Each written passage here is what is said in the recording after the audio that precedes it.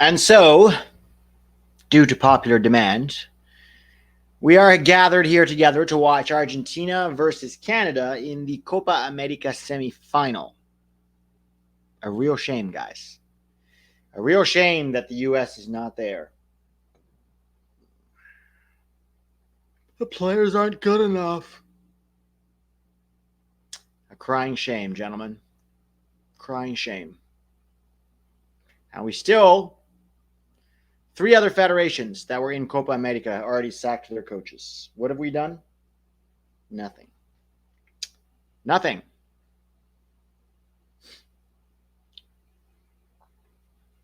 But Canada versus Argentina. Let's see how this one goes. I'm in a winning streak with underdog fantasy.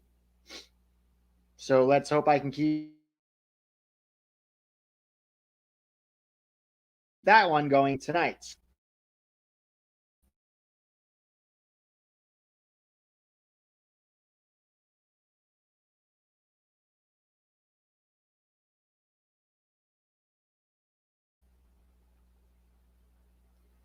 With Greg Berhalter in charge, king to bishop, you're absolutely right. They would beat us.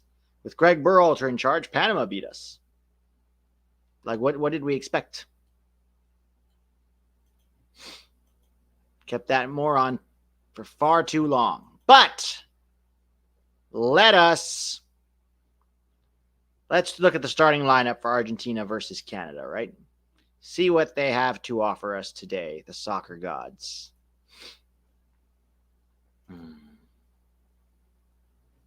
All right, here we go. So for Argentina, Emi Martinez in goal, the hero of that, many penalty shootouts in Argentina's history. Back four of Montiel, Romero, Martinez, and Tagliafico. Classic 4-4-2 for Argentina. Midfield is Enzo Fernandez, Rodrigo de Paul. Angel Di Maria gets a start. Wow, how old is Di Maria now? 36. I mean, if Ronaldo's still playing, Messi's 37. McAllister, Fernandez, De Paul, and Di Maria. And then, of course, up top, you have Julian Alvarez and the GOAT GOAT, Lionel Messi. For Canada, 4-2-3-1, Maxime Crepeau in goal. Back four of Alistair Johnson, Moisey Bombito, Derek Cornelius, and Alphonso Davies. A lot of rumors coming about French teams being interested in both Bombito and Cornelius. Double pivot of Ismael Kone and Steven Eustachio, with Schaffelberg on the left, David at the 10, Larea on the right, and Kyle Laren up top. We'll see how that actually works out. It's probably more of a 4-2-2-2 than an actual 4-2-3-1 in practice.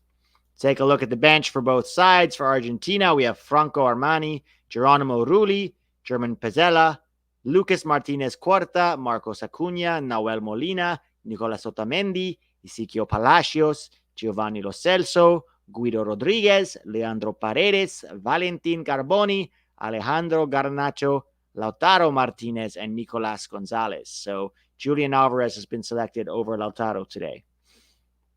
For Canada, Dane St. Clair on the bench, Thomas McGill, Joel Waterman, Kamal Miller, Kyle Hibbert, Liam Miller, Luc de Forgeroul, Ali Ahmed, Jonathan Osorio, Mathieu Chouanier, Samuel Piet, Jalen Russell-Rowe, Tani Oluwaseyi, and Thelonious Blair. It's Bear. Thelonious Bear. What a name, though. What a name. So that is the lineups. Nice pronunciation on those Spanish names. Thank you, Juan. Let's take a look at my underdog picks. I'm going 3 for 3, guys. I already made $100 in just a few days. So let's take a look at my underdog picks now. Currently, Argentina's national anthem is playing. So this is what I picked. I only picked 3. And it was tough. There wasn't as many great options this time. So this is what I've picked. I've picked Messi to get higher than 38.5 passes. So I need Messi to get 39 passes, which is roughly 20 passes per half, which I think, considering how much Argentina will have the ball, I think that's probably safe to say it could work. We'll see. Kyle Larin needs to have lower than 1.5 shots attempted. So he can only attempt one shot this whole game. And Alistair Johnson needs to have 33 or less passes for me to make $44.80. We shall see. Mauro Biello is Jesse Marsh's assistant there. All right. So, guys, who do you have? Canada versus Argentina. Who you got? Just thank you for the stream, Pete. It helps in these dark times. Thank you, Jar. Really appreciate it. It is dark times. That is very true, but at least we have each other, right? At least we have each other.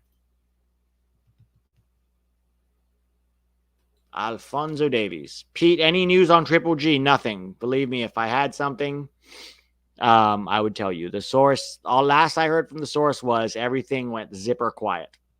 Everything went zipper quiet. I am rooting for Argentina because I am half Argentine.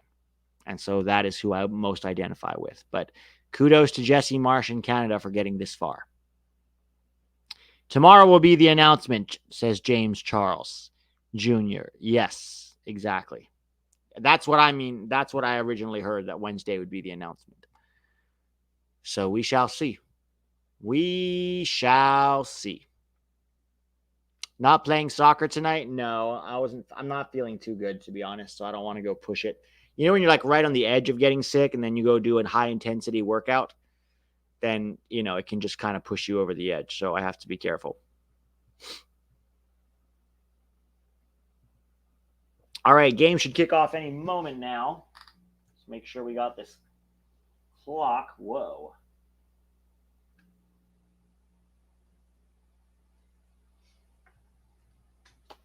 I have called U.S. Soccer and left a message and have been replying on Twitter. Let's make our voices heard. Good job. Keep doing it.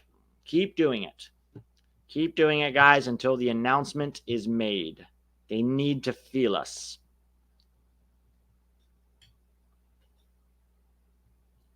But don't worry. They hired a chief marketing officer. How fun is that? How fun is that?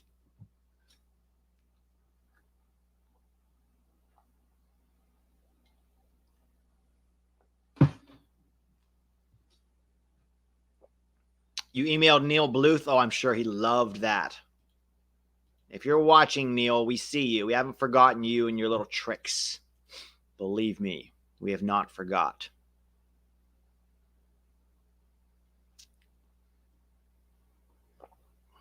Well, then she shouldn't have taken the job. I don't feel bad for her at all. She decided to take the job and is getting paid. Most of us do this for free and for love, for passion. So I do not feel remotely bad for her.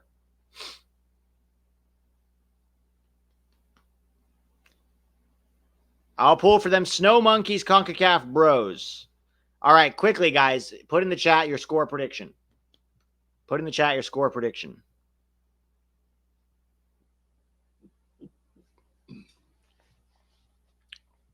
Game is starting any minute now. Micah says 3-1. Andrew says 3-0, 3-1. Argentina. Yeah, most of you are going with the obvious Argentina wins, which is fair. Canada also, that's the thing, is that Canada has actually not played well to get to this point, right? Let's go take a look. If you go look at their latest, like their last 5 results here, Canada went, what was it? 0-0? No, it was 1-1 with Venezuela and then 1 on penalties, right?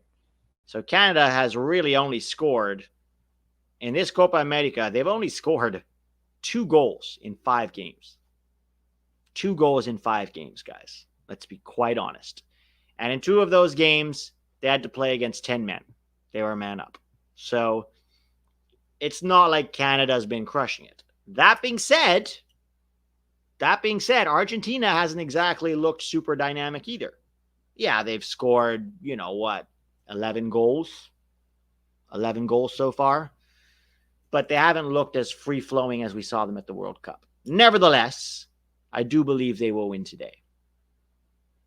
I do believe that Argentina will win today.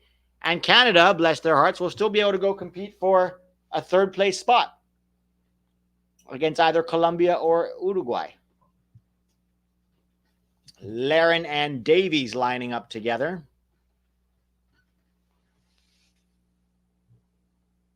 And kickoff. Here we go. So no, not give the ball to Alistair Johnson, but give it to Messi. Do not give it to Alistair Johnson, but give it to Messi. And keep it away from from Kyle Laren while we're at it.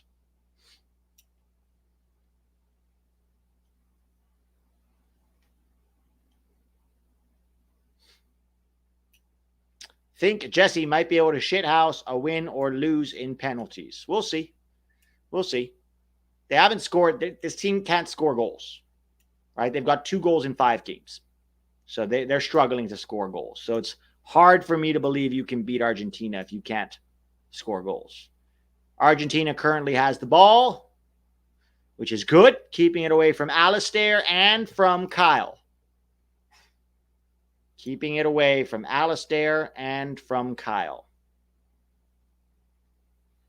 Long ball. We also need to get it to Messi as much as possible so he can get those passes. How's it going, guys? Do you think that the Greg announcement will come at halftime? No. I think if it was going to come at halftime, they would have said it. They would have been like, tonight at halftime, there is a special announcement from U.S. Soccer. Right?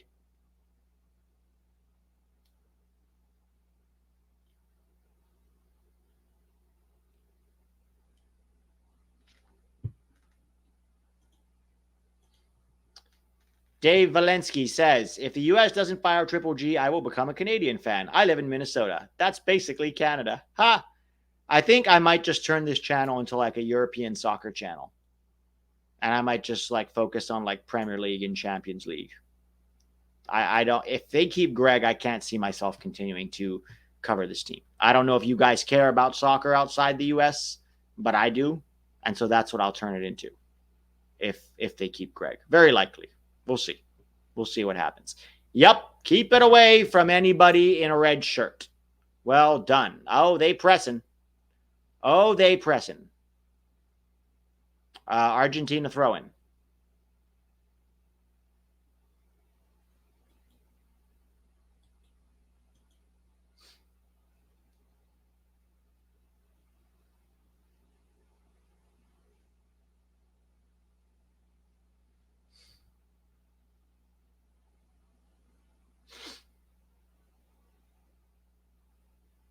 Who am I rooting for?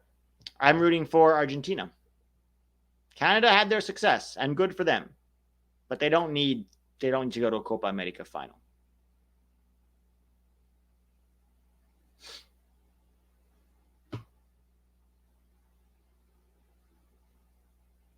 Corner for Canada. Pete, it's like 104 here in the IE. What's the IE?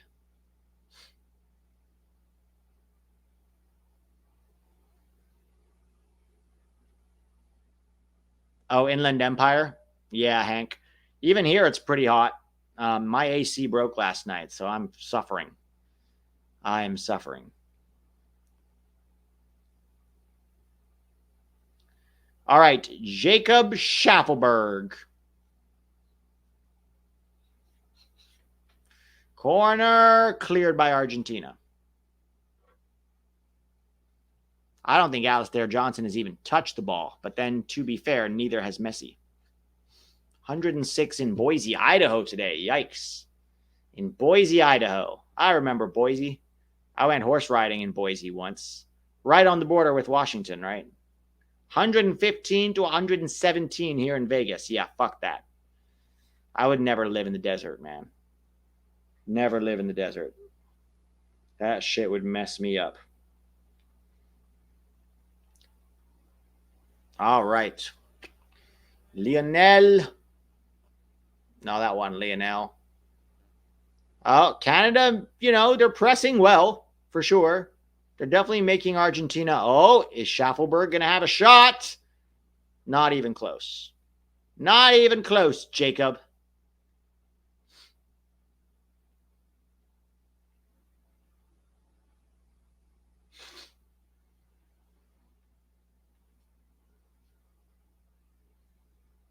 Let's see. Alistair, so far, 1 pass. One pass for Alistair. And Messi, so far, 2 passes. All right. All right. We'll keep this going. Here we go. Here we go. Argentina down the right. Let's do this. Oh. No, ref says no. Alphonso Davies. Nice little flop there from Angel Di Maria.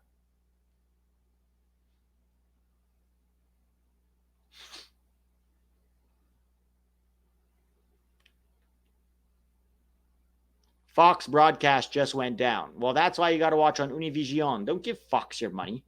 Those clowns don't deserve it. Don't give them your attention, your eyeballs, or your money.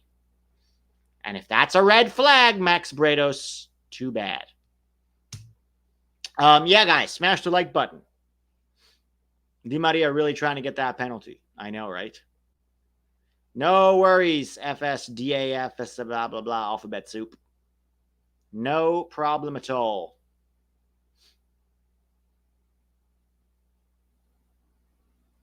K-John Buchanan is injured now. That's why he's not playing.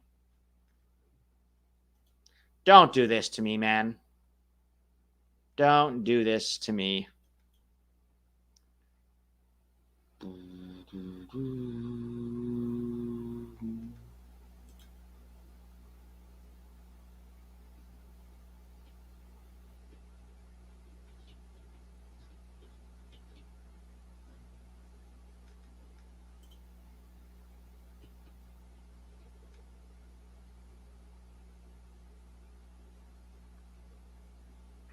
Yeah, that's the old announcement from last year. I knew that. I knew that was coming.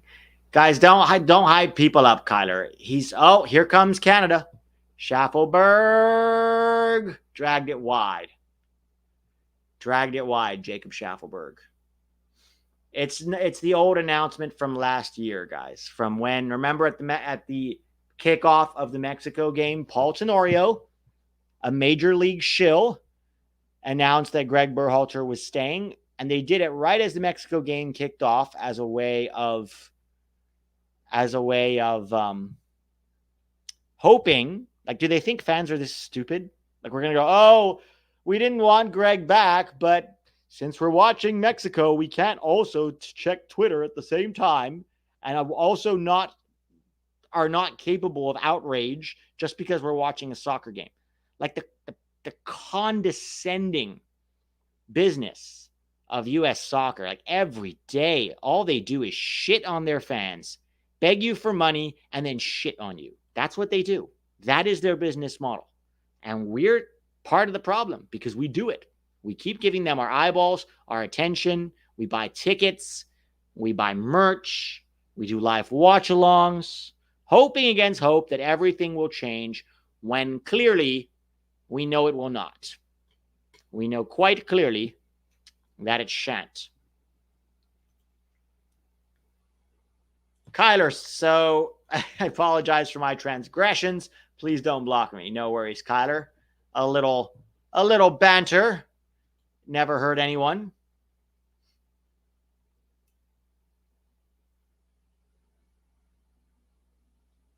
Argentina not looking too good, to be honest. To be honest, Canada has looked a lot better in this opening, I don't know, opening 9 minutes. Jesus, Ronaldo got fat, huh? Living his best life. Good for him.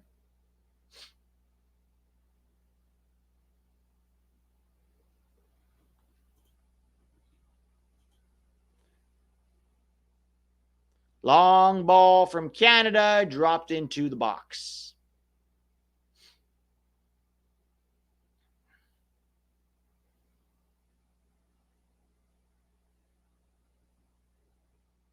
Here comes Argentina, passing it around the back, but they're struggling. Canada's press is very good. Canada's press is making life very difficult for Argentina.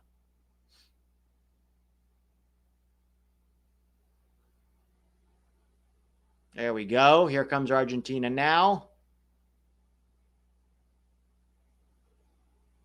Julian Alvarez.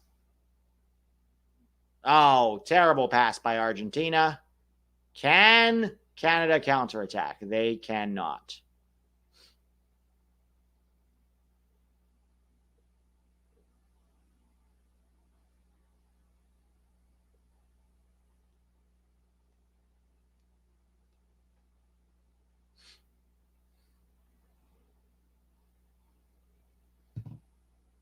Argentina can't even hold on to the ball here, huh? They really can't.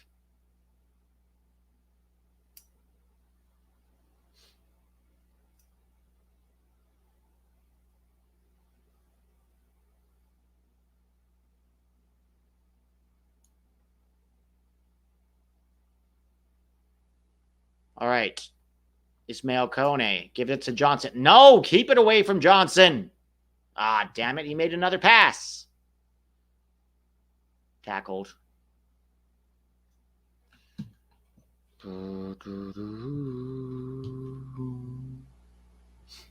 Johnson's already made 7 passes in the opening 10 minutes. Fuck. Well, I'm definitely not making money today. Messi! Just wide. Just wide from Messi. One moment from Messi and he will kill you. What's that timer? That's the game timer. So you know what time it is on the clock. The game clock. M.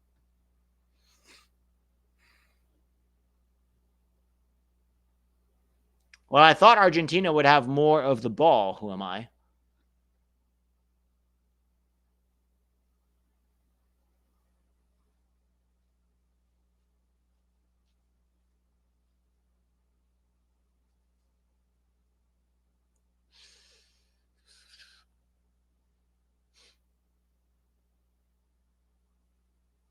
Romero fouled. I can't really grow a beard, Riri, because of my. First of all, I can't actually grow a beard. My scruff is it's too scruffy and uneven to grow a proper beard. I just look like a homeless person. It doesn't look like a proper beard when I grow it. So yeah, there's that. But also because of my career and I play a lot of law enforcement, they usually want you to be clean shaven.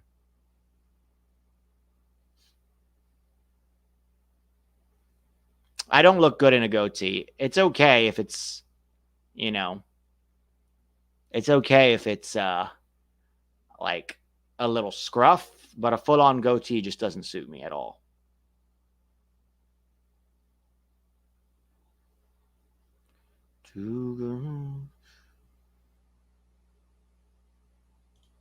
Hey, Pete, Atlanta is losing to a USL team. We are finished. Oh, good. I love to see that. MLS getting cooked. Oh, yeah, this is the quarterfinals of the Open Cup. Congrats to Indy 11. Well done, Indy. Finish them off. Finish them off real good.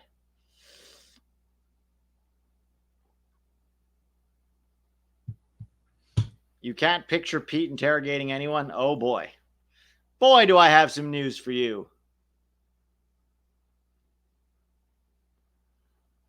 Pete, you would have been a great 1930s actor. You already have the voice for it. Not sure if that's supposed to be a compliment, but I'll take it as one.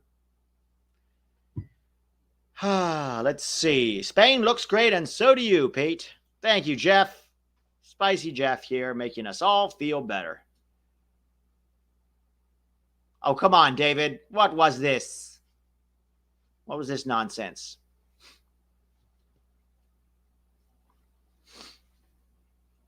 What was the last show that you appeared on? I just finished shooting a show, actually, called Murders on Elm Street. Oh, very nearly a good through ball there. Dave Valinsky says, I will cheer for any CONCACAF team in any tournament with the exception of Mexico. Fair. Fair. You do you. You do you, and I'll do me.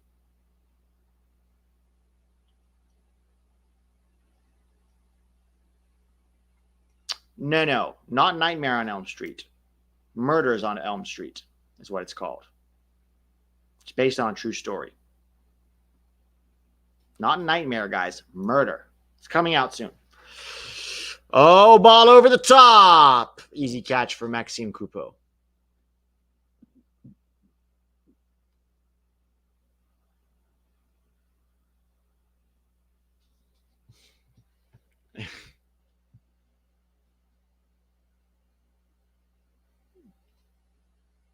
If Canada makes the final under Marsh, how big of an indictment is that on U.S. soccer? I mean, even if they don't, it's already a huge indictment. But yeah, if they make the final, oh yeah, it just makes U.S. soccer look more and more stupid.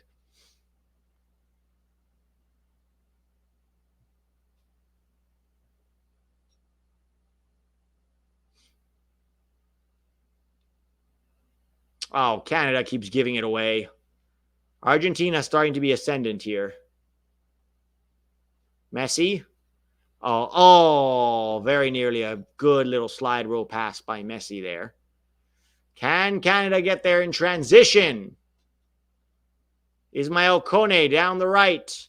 Pass it to Jonathan David. Oh, Schaffelberg, please. What a joke. Let's see. I got to keep track of these passes here.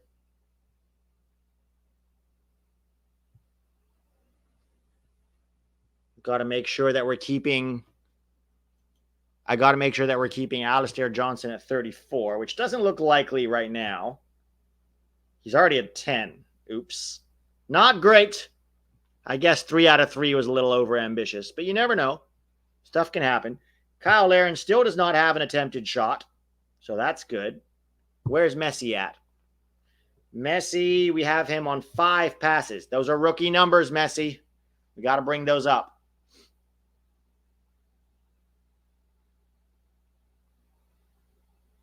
Oh, here comes Argentina in transition. What? Oh, come on. That was ambitious at best. Did you listen to all the Geo slander on Twitter Spaces last night? I think I signed into the Twitter Space and then I was not actually listening, so I didn't hear it. But you know what? Slander away. A lot of our players deserve more slander, including Geo. Although I do think some people have a very short memory about how he actually performed and how he was used. But right now, I'm like, yeah, slander them. They deserve it. If you're part of the team, you deserve it. Absolutely, you deserve it. These 2 strikers that Canada have can't pass for life. Yeah, they're good finishers, but they're not great in combination, are they? Where do you rank? Oh my God. That's out. Where do you rank Emi Martinez in terms of Prem keepers? Good question. Probably top 3. I would put him in top 3 for sure.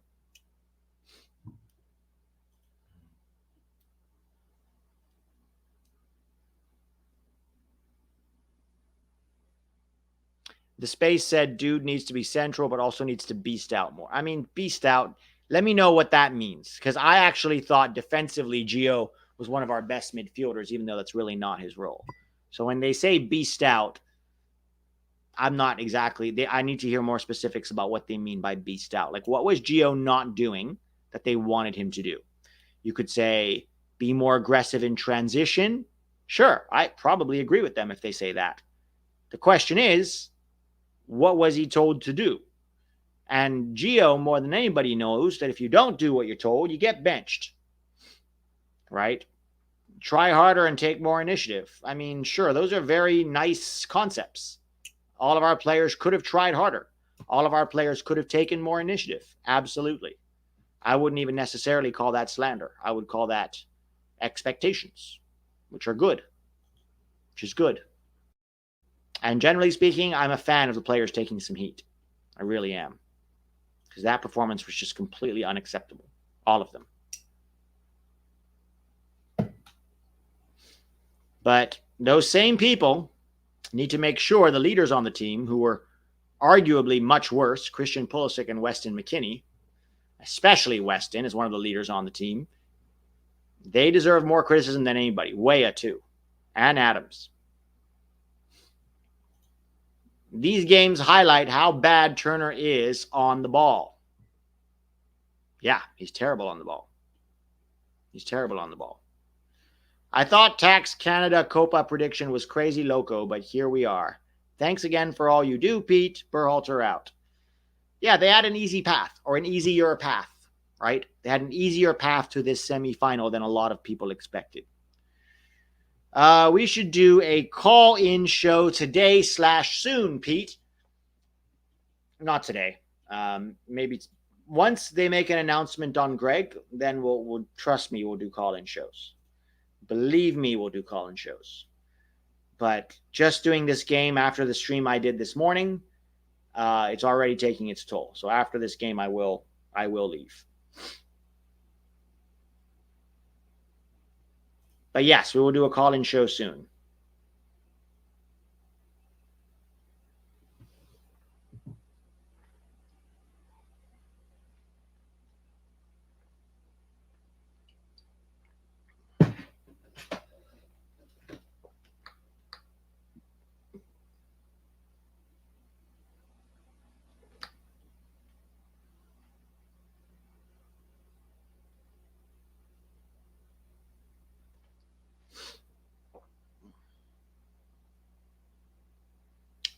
"22 minutes. Emi Martinez.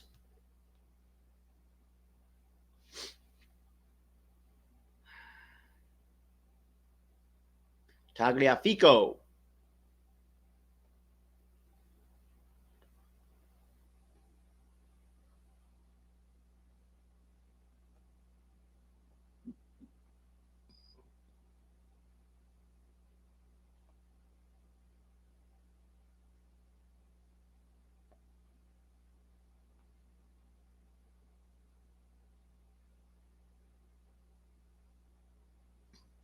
Guys, you're ruining stuff in the chat here. I don't know, guys, how behind I am. I'm trying to be as close as I can, but I'm on Univision.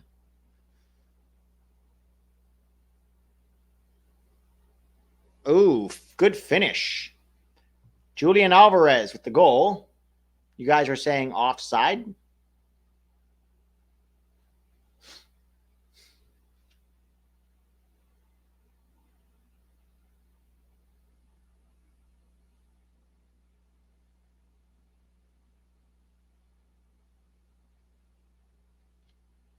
I'm right at the clock, guys. If you look at my clock, you know where I'm at.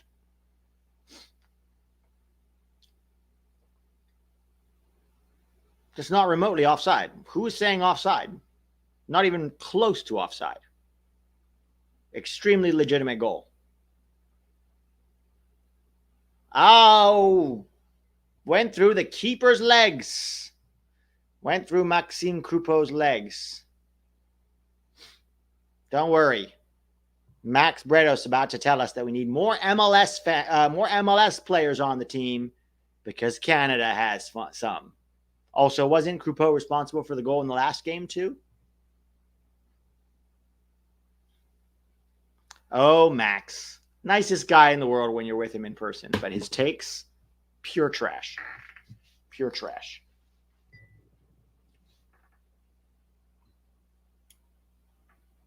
All right, Argentina up 1-0.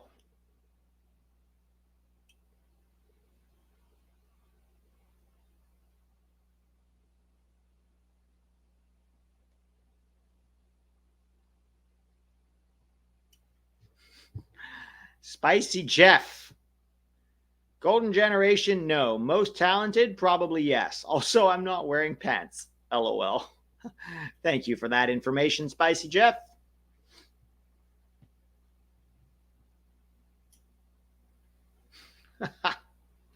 Carl Tanner says, I just watched Max to get a hate boner. Hey, at least Max is not putting out Substack articles for his relatives to read about how trash all the other YouTubers are compared to him. So Max is at least a nice person. I will give him that. He's very entertaining too. We hung out with him in Austin. Very entertaining guy. Just everything he does, even when he's not trying to be funny, he just is. He's a very nice person. I will say, I would have a beer with Max anytime. Anytime.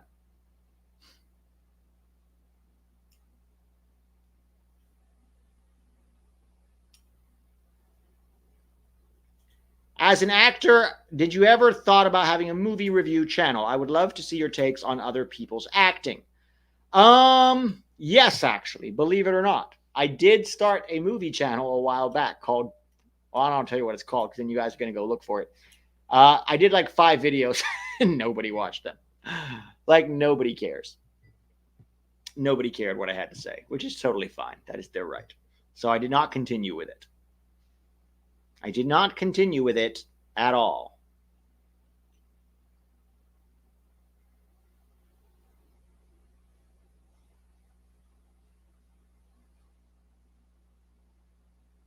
Pete, does your girlfriend get jealous when you do love scenes? No. No, she knows it's all acting.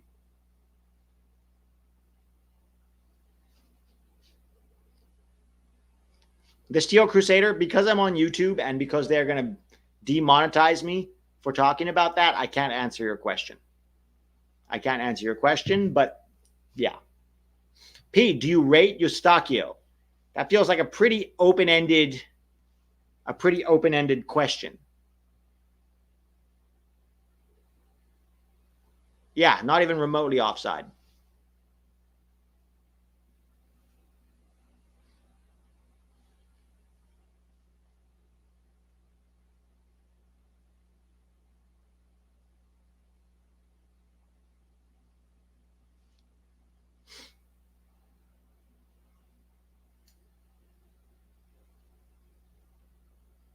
All right, 26 minutes in, Argentina won.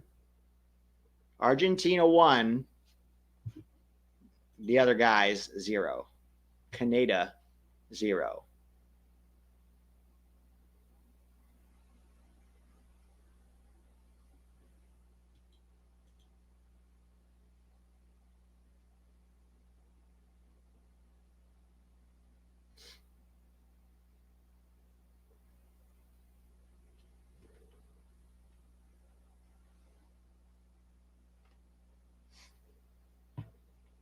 Pete on his movie channel. This movie needs more Geo. Ah! What is happening here? Literally, Emi Martinez just standing on the ball. Just standing on the ball while Canada doesn't even come out to press.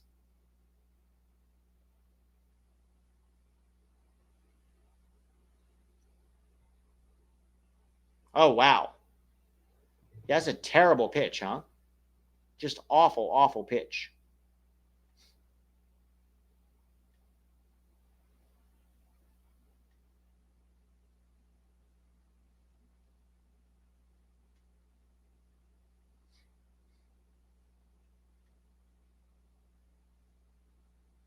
Yes, I did see Don Garber's tweet about Canada.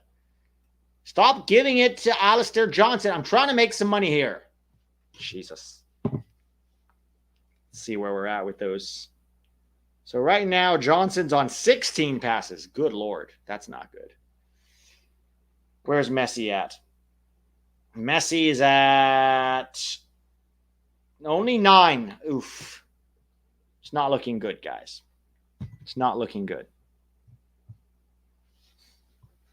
MetLife is the worst field in the NFL. Yeah, but then they put a field on top of it, which is so stupid.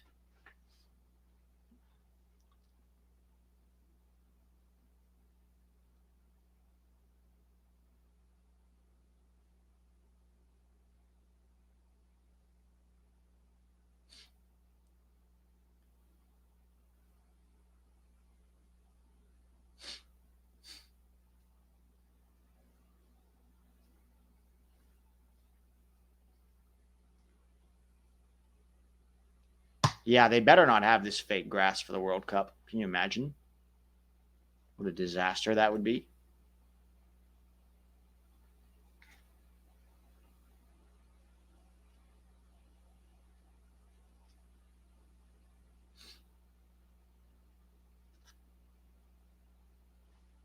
Argentina just passing it casually around the back. Not a care in the world. Very content just to keep Canada off the ball. And then when Canada clear it, Argentina have no problem winning it back, right? Here we go again. Eustachio picks it up. Stop giving it to Alistair. Good Lord. Really trying to deprive me of my money here, Canadians. Boom, boom.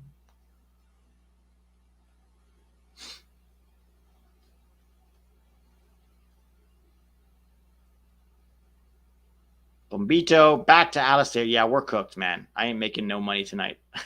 They keep giving Alistair the ball because Argentina's not pressing him. We are so cooked. So cooked.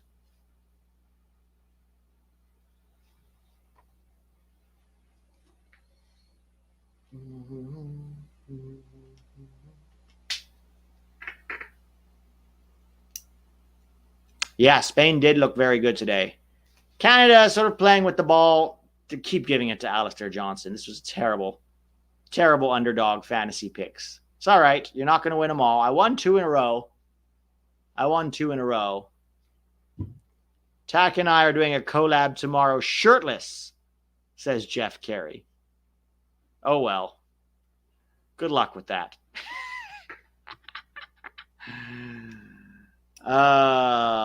What movies and shows did you play in, Pete? A lot of independent. Here's the thing. I think a lot of people don't understand that there are so many movies made every year in the U.S. that nobody ever sees. They're independent films. They get independent financing, and they usually end up somewhere on streaming, sometimes not even. But they still need actors. And so they pay actors to come in and act. And if you're not famous, those movies are your meat and potatoes, right? Along with commercials, TV spots, obviously, a guest star here, a co-star there. I was a recurring on Homicide Hunter. I think it's available on Max, HBO Max, if anybody has that. I've been in a lot of guest stars on true crime TV shows, Oxygen, Investigation Discovery. Just a ton of those.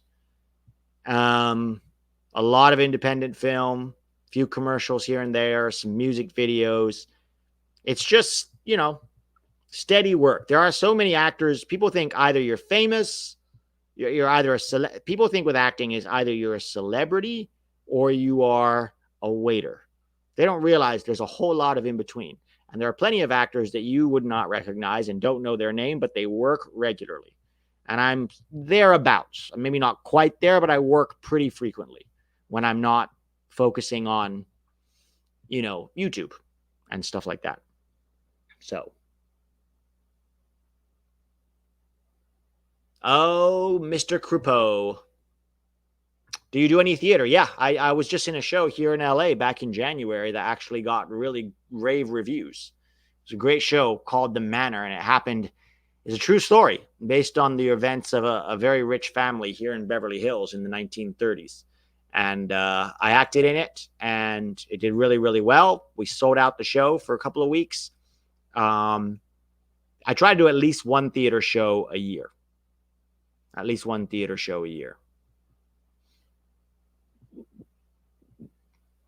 Yeah, that wasn't even remotely offside. They're replaying the goal.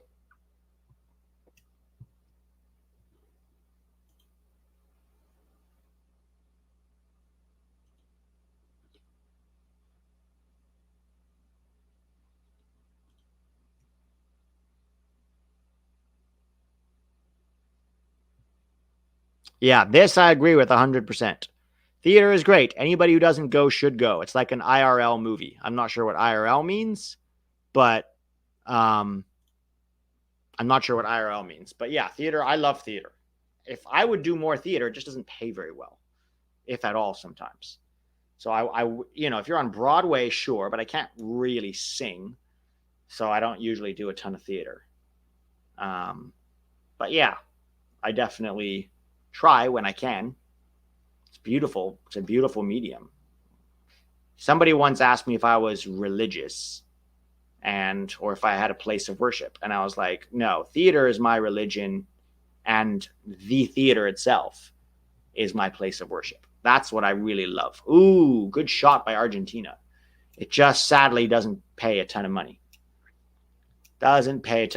So you got to pay bills. That's the problem, right? You got to pay bills, and not just pay bills, but you got to save money too, and think about retirement, and think about what about when I can't work anymore, right? You got to be constantly thinking about that, especially I'm 37, so I'm not old, not even getting close to retirement. And to be honest, I'm never going to fully retire, but yeah, you might slow down in your 80s. and you need to make sure you have a little nest egg put away for the future. And so that's not easy to do. Let's see. Pete, how long did it take to become fluent in Taiwanese? I think you mean Thai. Taiwanese is from Taiwan. Thai is from Thailand. A lot of Americans mix those up. Because I was born and raised there, I didn't. I really became fluent going to Thai school. I spoke some Thai here and there, but we were going to international school early on. And then when I was 8, my parents pulled me out of international school along with my siblings, and they put us in a Thai school because they were worried that we weren't learning Thai going to international school. And they said, you can leave this school when you speak, read, and write Thai fluently. So that took about 2 years.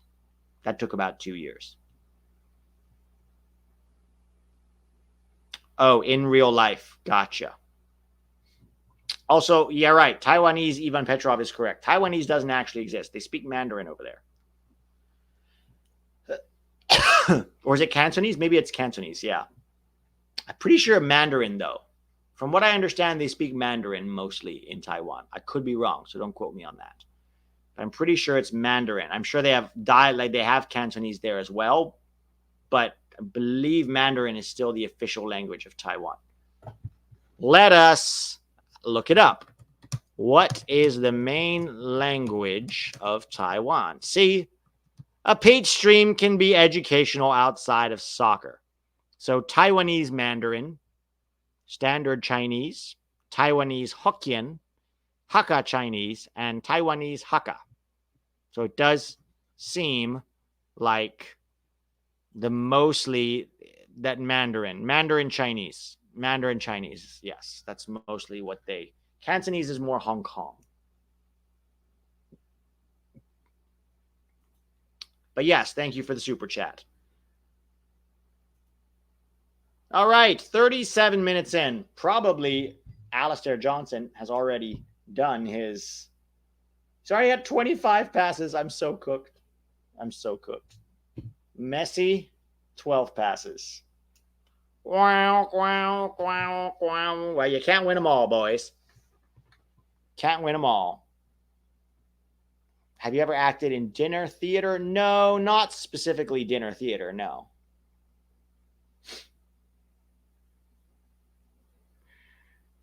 So, Argentina just having a lot of the ball right now. Oh, come on. Jesus, Jonathan David. Terrible touch.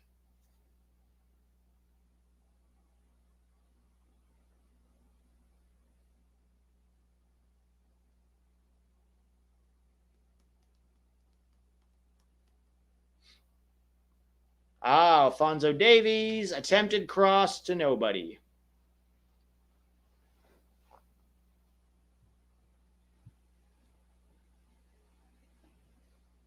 Have you ever considered putting your life savings on black and roulette? No, Adrian, I have never considered that, and I would never even think about it. Hell no. Can you imagine? You lose your life savings in one terrible gamble? Just no. No. Oh. Whew. Sorry if this is a bit of a low energy stream, guys. People say put it into crypto, but here's the problem. What crypto do you put it into? Like, it's such a volatile market, right? Ethereum's not doing well. Dogecoin's not doing well. Bitcoin's not doing well. I feel like maybe if I had put it in earlier in crypto, it would have been good. But it feels like now the crypto thing is past.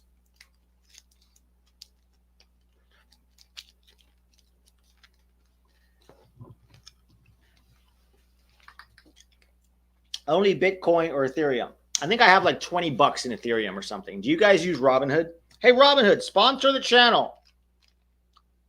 I put some in Acorns in the app, Acorns, because they kind of do your investing for you and you don't have to worry about it.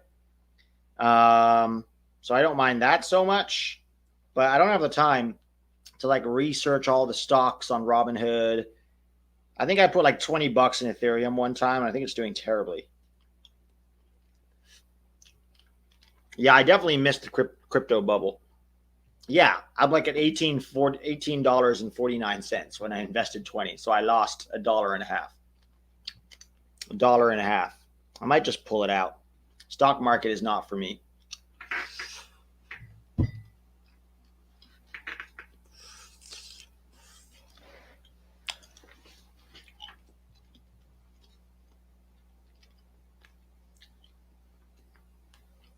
What's VOO, Brian?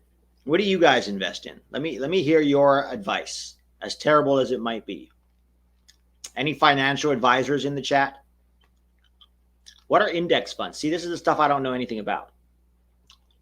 Although it would be fun to do a fake financial advisement channel just to piss people off. You just go, hey guys, pretend to be some like finance bro and do like financial advice and just say whatever's on the top of your head. This stock is really going places. Just pull some random shit.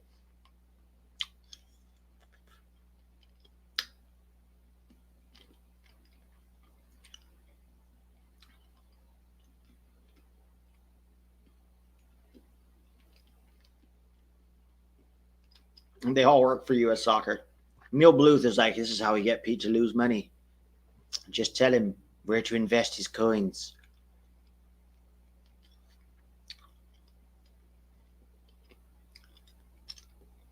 This game's kind of dull, huh? I've heard about this. I've heard that like Nancy Pelosi has like the best investment strategy in the world because she knows what's happening, obviously.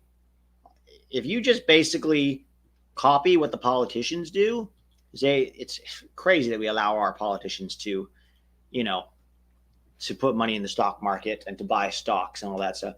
But yeah, apparently like Nancy Pelosi, her like return on funds and whatever is like better than Warren Buffett's. That's what I've heard. I don't know if that's true. So allegedly, that's what I've heard.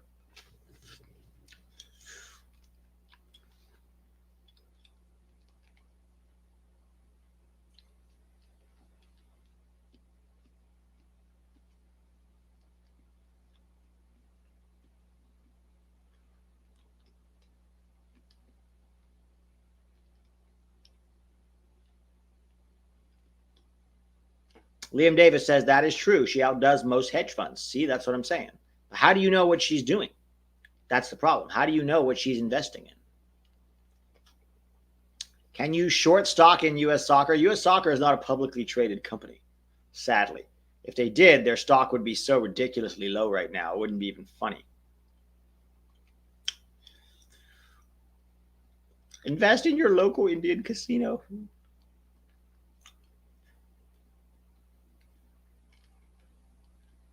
Her trades are public, but where do you find them? Where do you find her trades?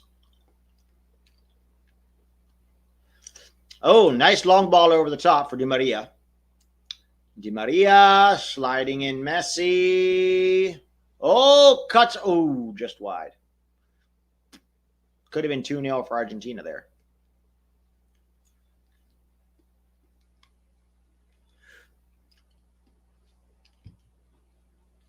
Pete, buy the Vanguard VOO ETF. Is it available on Robinhood? I'll put $1 in it. It gives you shares of the 500 biggest American companies. Let's see. Robinhood. What's the stock called? This is why you realize how dumb Pete is when it comes to financial investing. Where are we?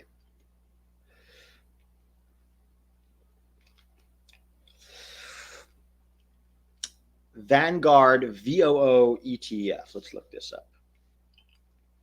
Vanguard VOO ETF. ETFs. It's not available. Oh, it's an index fund. Most popular ETFs. Vanguard S&P 500 ETF. Is that the one you're talking about? Vanguard S&P 500 ETF, Liam, is that the one? Philip says, honestly, if this becomes a hypey stock channel, I'm out. This is probably the first time in years that we have talked about stocks, so relax.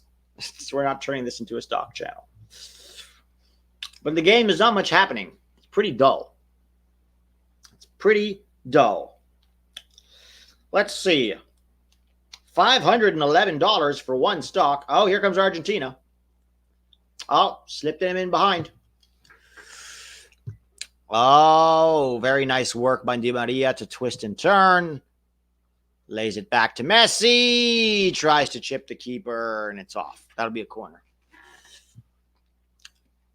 Oh, yikes.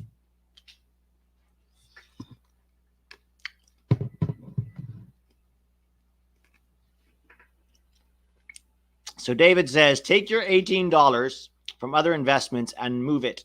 S&P, yes. Okay. How do I don't even know how to move it. Move it to Vanguard S&P 500. Is that the idea?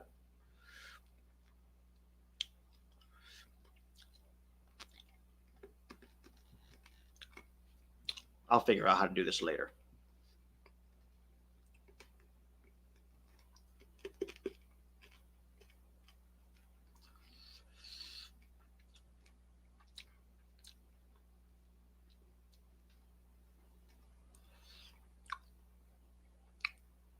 Where are my stocks? Can't even find them. That's how bad I am. Where are my stocks? All right, Canada corner. Looks like. I'll get to this later.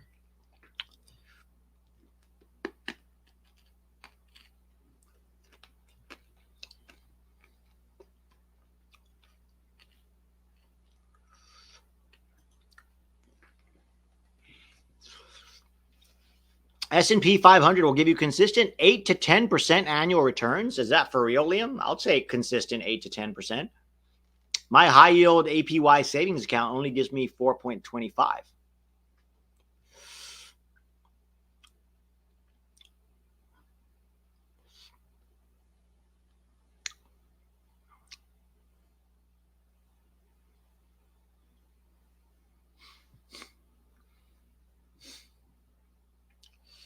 Schaffelberg's blocked.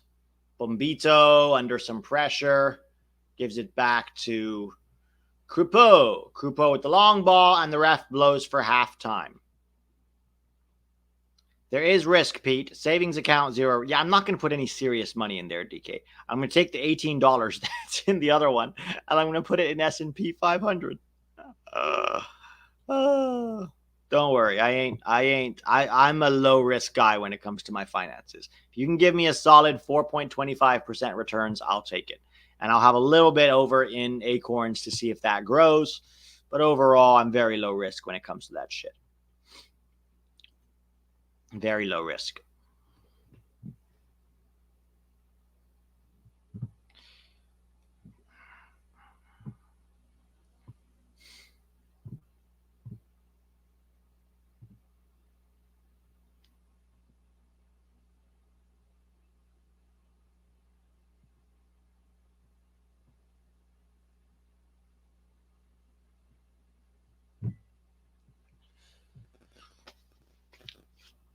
All right, guys, what's up? What's happening? Index funds are about as low risk as it gets.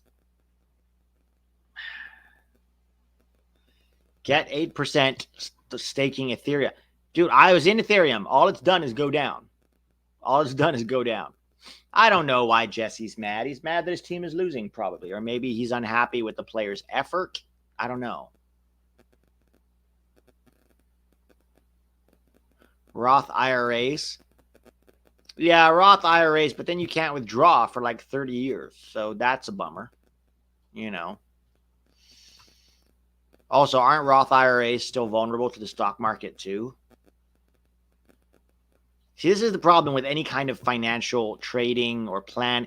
There's so many opinions and advice out there, and this, oh, you got to do this, no, you got to do this, and it's like, it's overwhelming. It's like going into a grocery store when you're supposed to buy shampoo, And there's 347 different types of shampoo.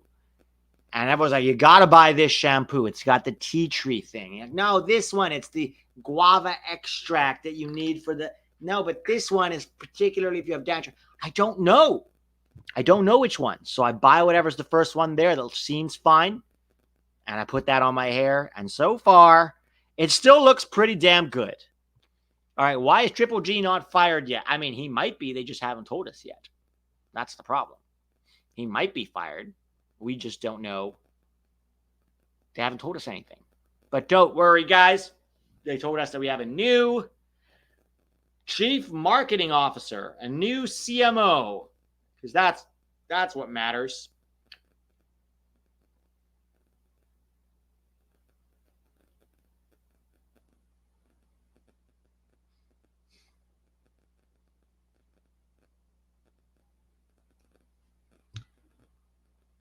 Yanks, the USMNT report GOAT. Thank you. Party stream Triple G firing. Believe me, if they announce Triple G is fired tomorrow, there will be 2 streams. Both Tack and I will be on both. First one will be a reaction stream, very likely on Tack's channel. And we'll do that. And then later, after work, like after people get home from work, I will tell you, buy your favorite drink. We are going to have a drinking party, basically. We're going to drink and we're going to celebrate and we're going to, finally bask in the realization that Greg is gone. But if they announce that he's still here, if they announce that he's still here, oof, I don't know what I'm going to do. Not sure. We will see.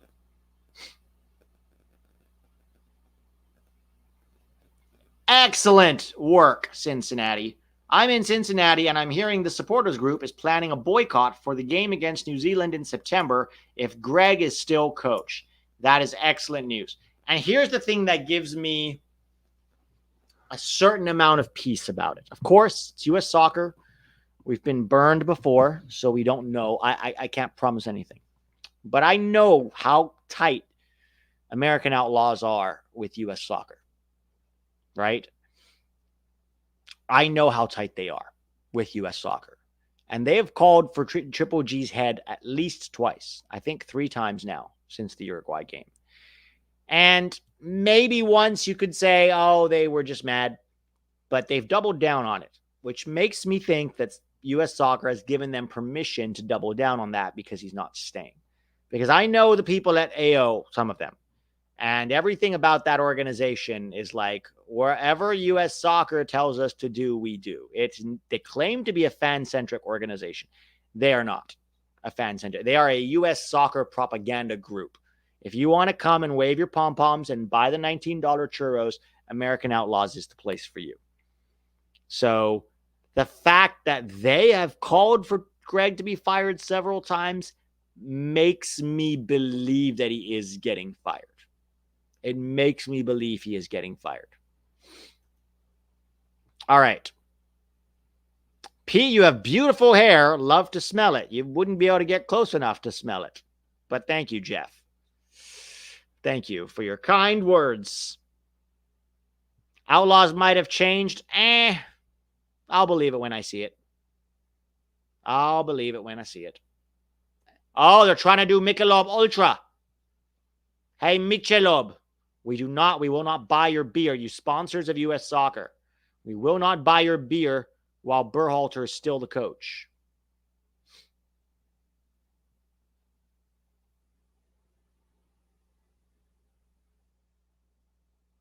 Nah.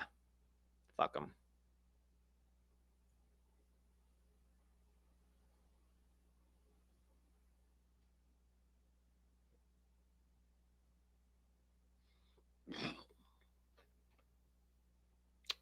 Did you see the Gladiator 2 trailer? No, but I have a friend who's in it. I will check it out. I mean, I saw it on his Instagram, but I didn't actually stop to watch it. I'll go watch it later. I have a friend who actually is in it, though. This is the other thing that nobody's talking about. Bruce Arena had the grace and at least the dignity to resign when he failed as a coach, right? By failing to take us to the World Cup. Greg Berhalter, 9 days later, still no sign of a resignation. Nothing.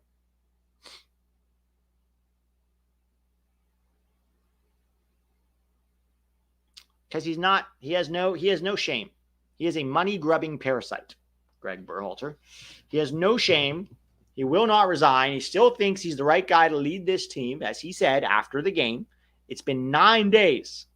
Greg Berhalter wants his payout so he can jog in his tiny shorts on Lakeshore Drive in Chicago and coach the Chicago Fire to even greater levels of mediocrity and failure, and live out the rest of his days as a miserable old man who failed at the thing he thought he was so good at. Coaching, which he is not good at. Honestly, go become a financial planner. He seems like the kind of guy that would be your financial planner, doesn't he? Like, hey, I've been looking at these S&P stocks, and it's a process. It's like growth, but you have to go with the ups and downs in the markets. You can't overreact. You got to just let the process happen. That's probably where Greg shines. But instead, he went and took a job that requires intelligence and charisma simultaneously, and people skills and eyes. And we're surprised that he's failing miserably at every job that he was at. Fired by Hammarby in the Swedish second division for a lack of offense. Never won anything with Columbus Crew. And then severely underachieved and underperformed with the U.S. men's national team. I want him to go into ballet. Oh, no, don't do that to the fans of ballet. Can you imagine? The poor guys having to watch Greg Berhalter in tiny spats. Dave Valensky, I just watched an independent horror movie called Late Night with the Devil. Yikes. Best horror movie of this year. Oh, yeah. Something Triple G sucks. Yeah, I just shot a short film last year that was a horror film. Actually, it's a feature, but they're trying to get funding for the feature, so we shot the short film as a proof of concept, and now they're trying to get funding for the feature. We'll see if that ever happens. I wouldn't trust Triple G as a Dairy Queen manager. To be fair, I wouldn't either.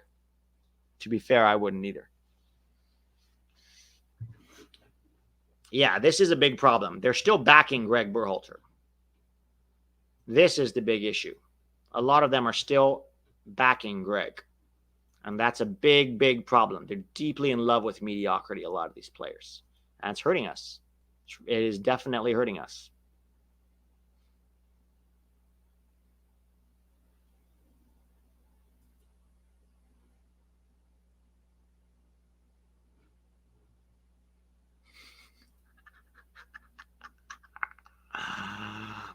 Triple G, the type of guy to charge his phone immediately after it drops to 99%. Fire Greg already, USSF. Oh, that's hilarious.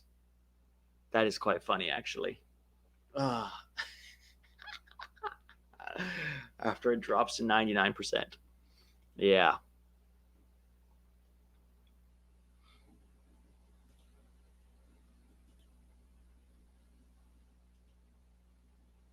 All right, we'll see what happens in the second half of this game.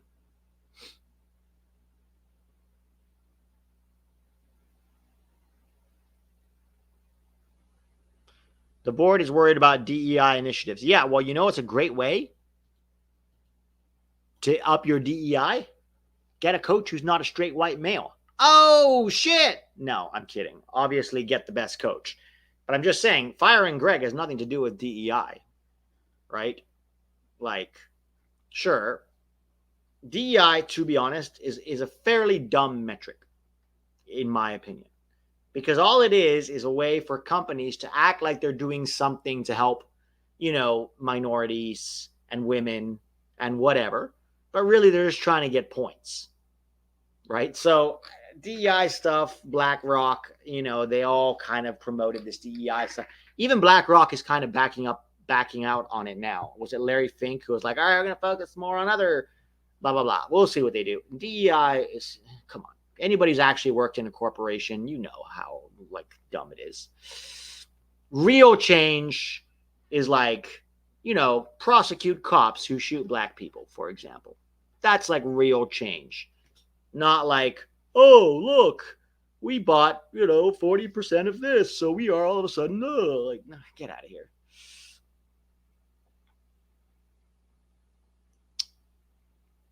Triple G, the type of guy to do one thing right and never stop talking about it. Yeah, exactly.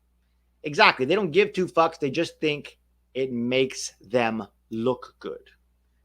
Steven, so you don't believe in diversity? No, I believe in real diversity, not doing it as part of just a corporate strategy, right? Like, for example, putting the pride flag in your logo and claiming you care about gay people. I don't know if that's necessarily, you know what I mean, the strategy to go with. I think there are lots of good ways to promote diversity, equity, and inclusion, but making it a sort of, not a corporate strategy, but sort of like we have to hit these metrics in order to be a quote unquote good company. There's a big difference between the two. You know what I mean? So yeah, we'll see what the board does, guys. I don't know what the board's going to do. The diversity of ideas is very important, says S27. That's why we can't hire an MLS coach. Exactly. Exactly. Also, yeah, well, there you go. Talk about DEI. No, not this one. Here. USSF doesn't give a shit with the abuser of a head of the men's team. This is what I mean. Okay, I'll give you an example, Stephen. Making all of the, the players put colors on their numbers and saying, oh, we care about gay people, but then you still hire a coach who has a history of domestic violence. So it feels like you don't actually really care about doing the right thing. You just want to do a gesture that makes it seem like you care. There's a big difference between the two.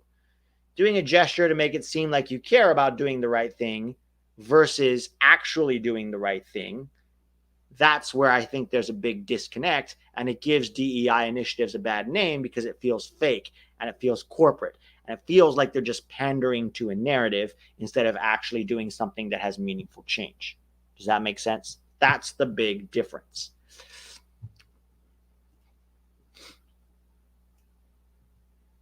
Empty platitudes. Exactly. Steel Crusader 777. Empty platitudes are pointless, right? All right, second half is kicking off soon.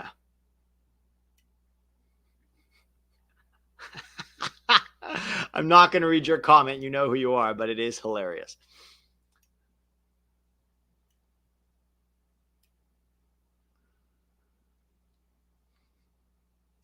Longer Greg stays coach, the more concerned I'm getting that Greg will stay. I think that's fair, Douglas. I think a lot of people are concerned about that. I think a lot of people are concerned that, like, no news is bad news. But I think we'll find out tomorrow.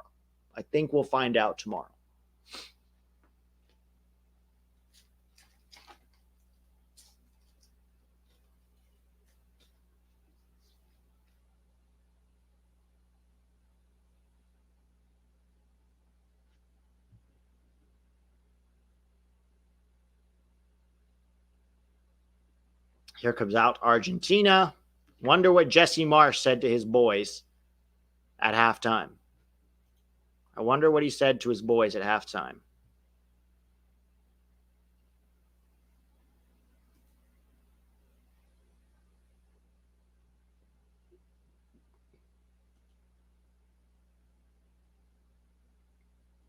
If we don't find out tomorrow, then they are trying to wait us out. We will not be silent, though. Even tomorrow will be day number 10. Even tomorrow will be day number 10 of me demanding that Berhalter is out after that game. And the fact that it's taking so long and the fact that it took this much fan pressure to do it means it's over. I mean, no, it doesn't mean it's over. It just means that U.S. soccer is so incompetent and so corrupt that what would be the obvious thing to do in every other country, a foregone conclusion, is still being debated, and we don't know. Right? Still being debated, and we don't know.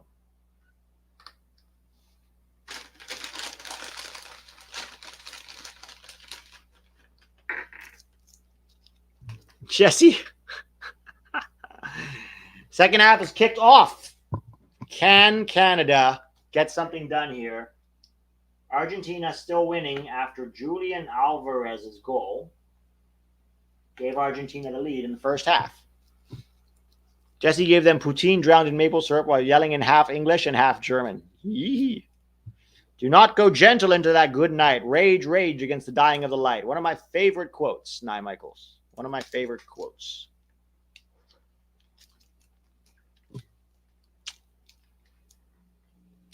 Hey, where's the clock? I can't see the clock.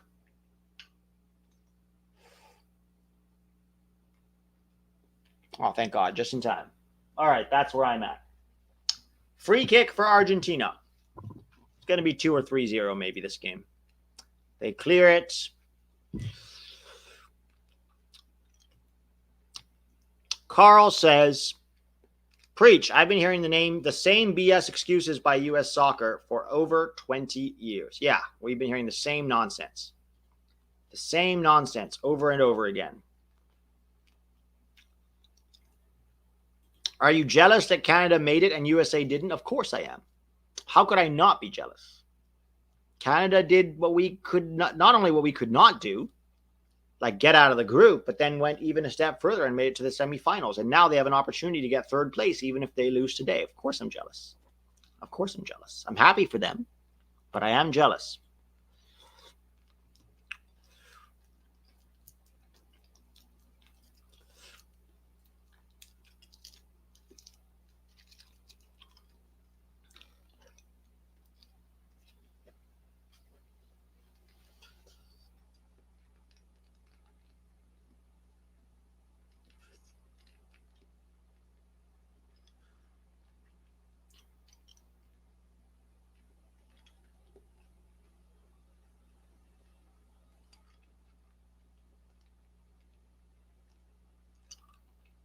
But let's also acknowledge, guys, that Canada have still only scored 2 goals in almost 6 games. It's not like this has been an amazing turn. They got results. Good for them. They're going to have to find a way to score goals. That's the big issue right now. And that's always been Jesse Marsh's issue when he coaches his teams, is they really don't score very many goals. And usually they're leaky at the back. They really have not been leaky at the back as much in this tournament, which is good to see. But guys, 2 goals in 6 games ain't great. I'm just having halls because my throat is a little scratchy.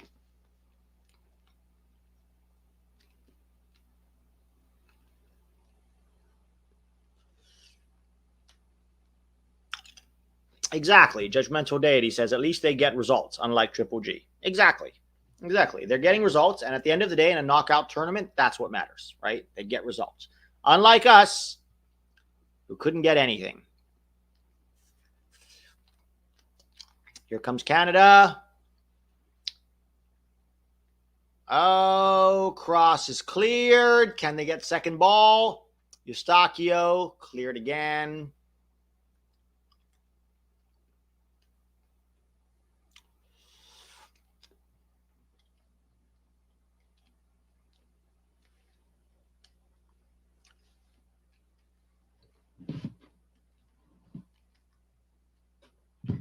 How's it going over at Atlanta? Did they lose? Bwaha! Atlanta lost to Indy 11. Oh, MLS is so in the mud. In U.S. Open Cup, Indy 11 beats Atlanta United. Congratulations, Indy 11. Congratulations.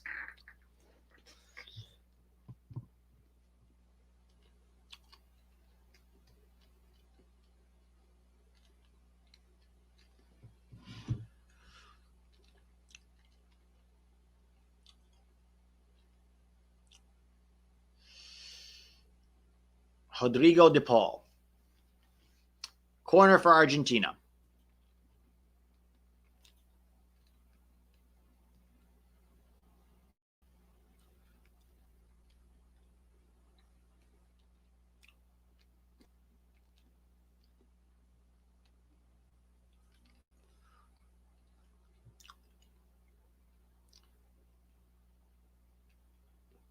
Is Derek in the chat?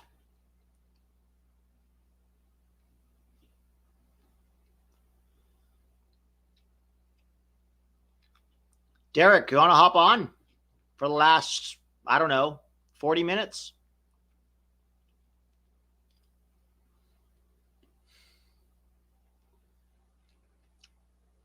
How am I so behind, guys? This is the problem with Fubo TV. You're behind on everything, so it's terrible for live watch-alongs. Goal. Think apparently offside.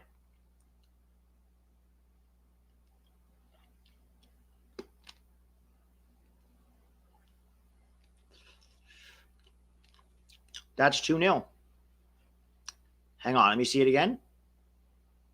Nothing wrong with that. He's completely onside. He didn't, well, let me see. Did he touch it? He did touch it. That looks offside.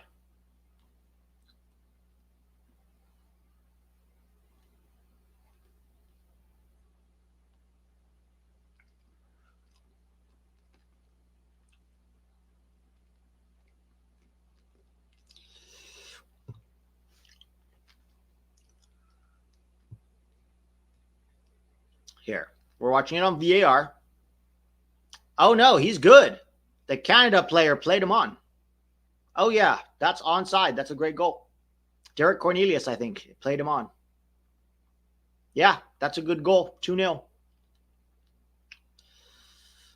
Yep, that's a good goal. 2-0. It is essentially over. I mean, I knew it would be. Canada doesn't have the quality to really do much about Argentina. They lost 2-0, put up a good fight, but they don't have the quality to beat Argentina, and that's okay. I mean, they can still be very, very proud of where they came from, right? They came all the way from, nothing really to Copa America semifinalists, and they deserve it. Good for them. Oof. Derek Cornelius playing with fire there.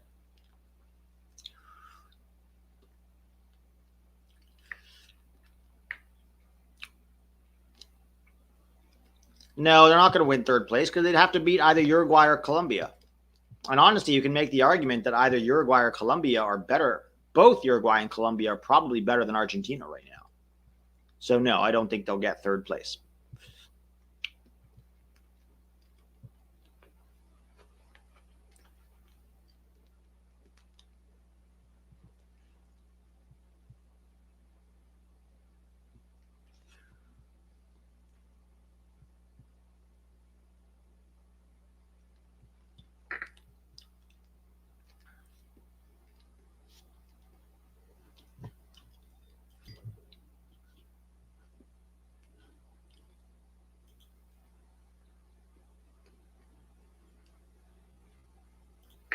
All right, Argentina are on the ball now. 54, I mean, it's not over, right? Canada can't drop their heads now. They've got to keep going here. But, I mean, for all intents and purposes, it's kind of over. Derek, are you hopping on or what? I can't see your chat anywhere.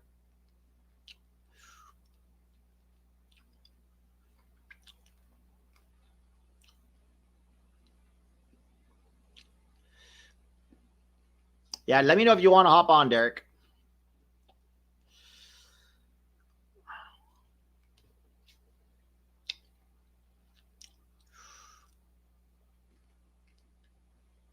Oh, he said to give him a second. Gotcha. Okay.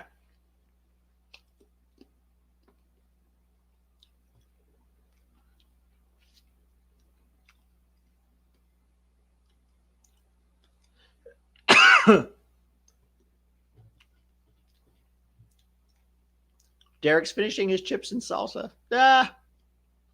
Send the link. All right, I'm sending it over, Derek. I'm sending it over.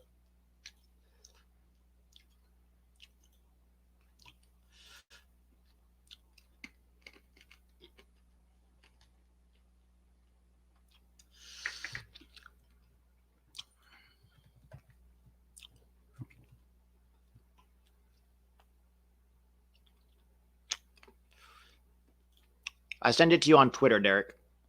So they took off Schaffelberg and Richie Larea's on.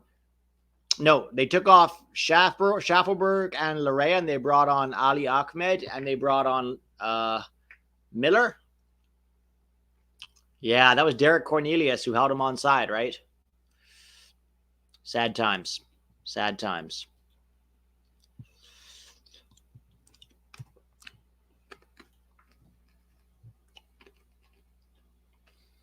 John says, I can't watch it. I have on good advice that Derek isn't a real journalist. Ah!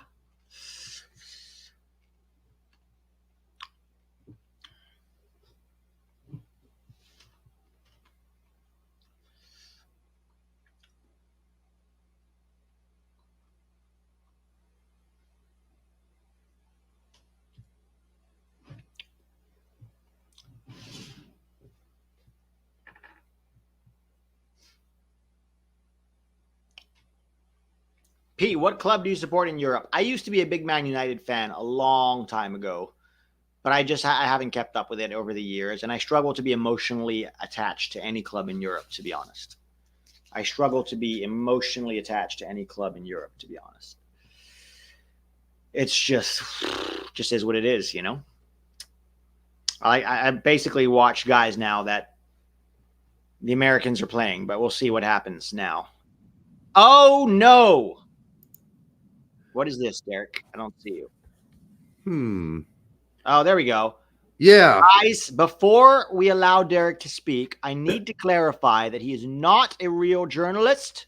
X, totally and not. While he has some entertainment value, apparently something about a basement, it was a little incoherent. Yeah. Basements and journalism, and basically nobody's as good as the Substack writers. So no. My apologies for forcing you all to watch Derek and his non-journalistic integrity self here on my channel. It's a pity. Isn't it a shame? That was crazy, dude.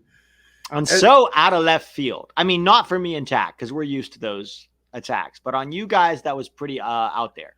I know. We've been just nothing but nice to him for a long time. Regardless, we're nice to a lot of people that have been not nice to you because we're trying to explain to them they need to be nice to you. So we figured if we're still nice to them, they might be nice to you. And for the most part, I think we've changed a few minds. I think we talked about Jimmy Conrad. That didn't start off well, right? But it ended. I mean, it's whatever. I don't really have a relationship with Jimmy. But Right. Now, I'm not claiming you are, but he, it started off, let's say, as conflictual, right? And right. Mostly because his takes were terrible, really. Right. And, so I don't think he'd go after you anymore. Not just because we told him to stop it, but because it's probably not good for his own. Well, yeah, exactly. Well, right. Also, it's interesting how much of his takes have changed to a lot of the takes that we had for a long time. So it's like, oh, good. Welcome. Yeah. And that's really across the board, right? And that's it's a little frustrating because now they're saying, oh, well, don't take credit. Don't take credit. Yeah, we'll take credit. Thank you. Please and thank you. No, it's ridiculous. And not just that. A lot of the people who were saying Greg out, there was sort of a tame, like, oh, yeah, not good enough, guy has to go. And then they quickly move on. And, it's almost like we have to do an obligatory Greg out because it's so bad. Yeah. We're definitely not going to actually stand with the fans as they fight for this. Right. Mainstream media has gone mum on it unless they've gotten permission to talk, like Doug McIntyre, right? So yeah, it's like, well, maybe y'all should have listened to those toxic fans, what they've been saying for the last 5 years. So toxic. Yeah, I mean, it is a little crazy, but I'm glad that you know what? It's been radio silence, though. The last 2 days have been weirdly quiet. Absolutely quiet. It's crazy. I think for a lot of people that spooks them because they think it means he's staying. Yeah, I don't know what it means because I can't get a peep. Yeah. No one will talk. All these people Canada that were talking before stop talking. So in reality, in all good conscience, can U.S. soccer keep him? I don't think so. I mean, I just don't see how you wheel out Cindy Cone and JT Batson tomorrow, put him in front of Crocker.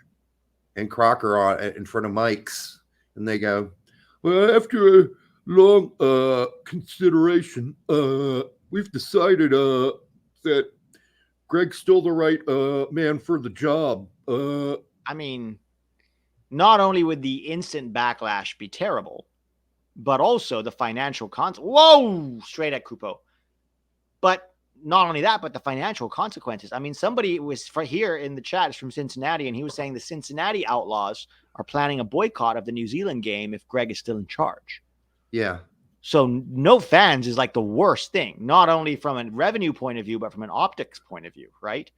Oh, yeah, it'll look bad. There's no doubt about it. I mean, it looks so bad already. It's so bad the mainstream media, as you said, have been on, outside of some hems and haws, like, well, don't pick on the sponsors. Yeah, Jesus, Casey. I don't know what Casey's doing there. I really don't. It's Casey's hoping for a job, maybe? Yeah, I mean, for a long time, he doesn't want to shut any doors. So, right. I mean, that's true for so many of those guys. Yeah.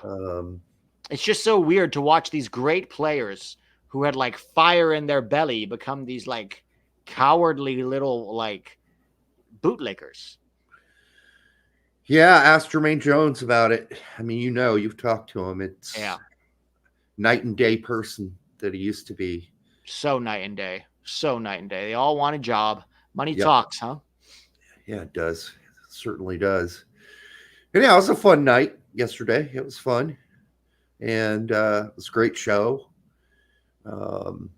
So, yeah, I mean, certainly whatever's gone on in the last week is definitely, there's this huge movement out there. Yeah. Right. And people are so desperate, they're watching our show in large numbers. I mean, everybody's watching everyone now. I mean, Twitter is blowing up. Engagement, anger is high. I've never seen the fan base this united, apart from a few people, right? A few weirdos and a few soccer dads, maybe one or two burners.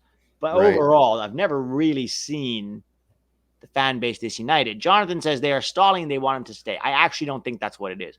We always knew that Monday they were going to make the call. Tuesday they were going to craft the message.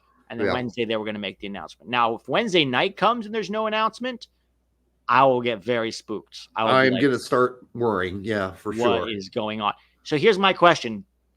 Do you think it's going to be definitive? Or do you think there's a chance they go, we haven't completed the review. We're going to do another month to really, consider all of our options, to be measured, to be thorough in our analysis of our Copa America performance? Or do you think it is a clear he's staying or he's gone? I think, you got the fans, you've got us, you've got mainstream media, you got casuals like my mom, my brother, my bandmates. Everybody thinks Greg should go. I mean, I don't know anybody, but again, we've been subject to what you might call U.S. soccer arrogance. Yeah. For a long time. And often the summary of that is they don't really care what you think. And that's been true for so long. That's why we're all still nervous, right? Right. Because they could just come back and say, well, we heard you, but we disagree. Or we heard you, but further review is needed. Or more likely, they're not going to acknowledge hearing us at all. They don't care. Right. I mean, they do when they get in the boardroom. People are kind of like, wow, this is crazy. But they don't publicly acknowledge that we had an impact on them. Absolutely not. Matt Crocker deleting his LinkedIn says everything right there. Yeah, I mean, I don't know what happened there. I don't know if somebody said something horrible but the fact that he had to delete it is, I mean, I hope nobody made a threat or anything like that. That's my only worry sometimes is some people, a handful of people have taken this too far. Hey, Taco, what's wrong?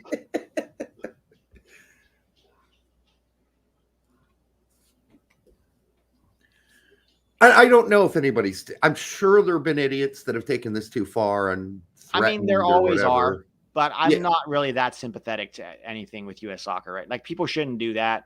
But you know what? Like, people have suffered far worse for a lot less. Like, I should show you my DMs sometime, Derek. My DM, like, you know what I mean? When people are like, "Oh, these millionaire players, they shouldn't have to deal with fan backlash." I was like, "What? I deal with fan backlash for $1,000. Like, you know what I mean? I don't. Yeah. I struggle to empathize with extremely rich, powerful people who have their feelings hurt by words. I just don't care. And I agree with you. People should not abuse or make threats, personal threats. But I have very little empathy. I really do. At this point, I struggle to find any empathy in my heart for those clowns. Yeah, no, I get it. I think it was the 2014 World Cup. No, 2010. Brett and I did a show where we predicted, was it the Bosnian team or I think it wasn't going to get out of their group. And yeah, we got death threats for 3 days. It was like, we're going to find out where you live. We're going to come and slit your throat. From Bosnians? I think it was Bosnians. I don't remember at this point. I'm old. It was 2010. Yeah. I'm surprised that many Bosnians were watching you. I know. Well, where did that come from? It was big soccer. I mean, people actually used to, that used to be like the number one spot to go for soccer, big soccer. And, at one point I was inches away from buying big soccer. That's the scary thing. You were going to buy big soccer? Yeah. Yep. I was in negotiations too at the time with the owner. What was big soccer? Was it like a Reddit thread? Was it a website? What was it? It's a website. Gotcha. It's still there. Still there. It's nowhere near what it used to be. We used to have Dan Loney, Bill Archer. We had some great journalists, relevant journalists at the time. I think Dan Loney also wrote for USA Today at the time. And you couldn't necessarily make a living, but it was better than some of my previous jobs. I can tell you that. Okay. Was. Yeah. And you wanted to buy the website. Was it to what happened? What did it fall apart? Yeah, it just started. I just couldn't pull the trigger because I was like, this is it would need such a massive overhaul to stay relevant. Right. But there's still plenty of people there now. There's still lots of convos like there. Message boards and stuff? Lots of them, yeah. Okay. Lots of messages. But it used to have, the front page would have the journalists' featured stories. And then you'd have the message boards or the message groups you could go to. You'd have our vidcast, as we call it then, a vidcast. I mean, nobody knows what that word is now. Yeah.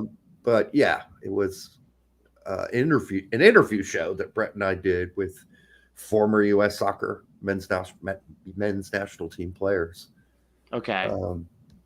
I mean, we interviewed everybody under the sun. Joe Max Moore, Tony Santa, John O'Brien, the list goes on. Right. And we had all the major journalists there too, Grant Wall. It was a big thing back then. I mean, it's kind of sad that What era was that? Like 2010, 2014? That was like 2010 through 2014. Yeah, that would be about right. Yep. Gotcha. I think Brett and I left in 2015, I believe. We were there for 5 years, 4 or 5 years. I don't know. I mean, it's all haze to me. I had 2 kids. I was still married. I had a job. I was on 3 boards. I slept 4 to 5 hours a night. Oh my God. I mean, it's all a big alcoholic haze to me now. I can tell you that. I don't know how there's something about a simpler life. The stress free. I'll tell you what, the stress gets to you. I know what you mean because I have to juggle 3 different careers simultaneously. Yeah. And the stress can be a lot. There's something about a simple paycheck, even though it takes over your life at times. There's something about the mental stress, like the mental de-stressor of knowing there's a paycheck coming in at the end of every month instead of always going, well, I hope this month is good for acting, or, let's hope they don't fire Greg Berhalter, so this $20 super chat might not come in. You know what I mean? Like, yeah, no, I get it. I think at the time, I was working corporate too, make it even worse.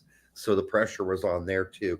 And what happens in that circumstance? I was also president of Bloomington Restorations Incorporated, which was, we were fighting all these big corporations trying to tear down old buildings, historic buildings across Bloomington. And, there was shit in the newspaper, calling me a house hugger. And, it just, the pressure was coming from. Was there a picture of you just holding on to a house in your life while crying? Hugging a house and with tears dripping a down. House hugger. That's hilarious. And that's the nicest thing they called me, because once the big developers go after you, ooh, they go after you. Oh, really? Yeah. How nasty did they get? Oh, they would get their whole families to come together. And I had a Facebook page called Bloomington Fading, which was huge at the time in Bloomington, and for people who loved old historic buildings. And they just go after me all day, all night. They call me every name in the book. And then the worst thing is, not only did I have the developers, as politics sort of evolved, then I had the far left going after me, because what we did was we would restore old houses and then we would sell them to low-income families with a dream of owning their own house. Okay. So we would use state and government funding. It was a tight window, but it was a way for low-income people to own their own single-family home. You think, wow, that's great. But then the far left came out and said, nobody should own their own single-family home. Why? Because it's environmentally a negative. And we should all be living in apartments, in high-density apartments. Yeah, dude. Yes, that's what they said. That's pretty weird. Yeah. So we had people coming at us from the right. We had people coming at us from the far left.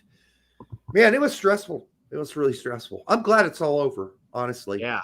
I currently serve on 0 boards. Yeah. And by the way, we were starting Indy 11 at the same time. Oh, wow.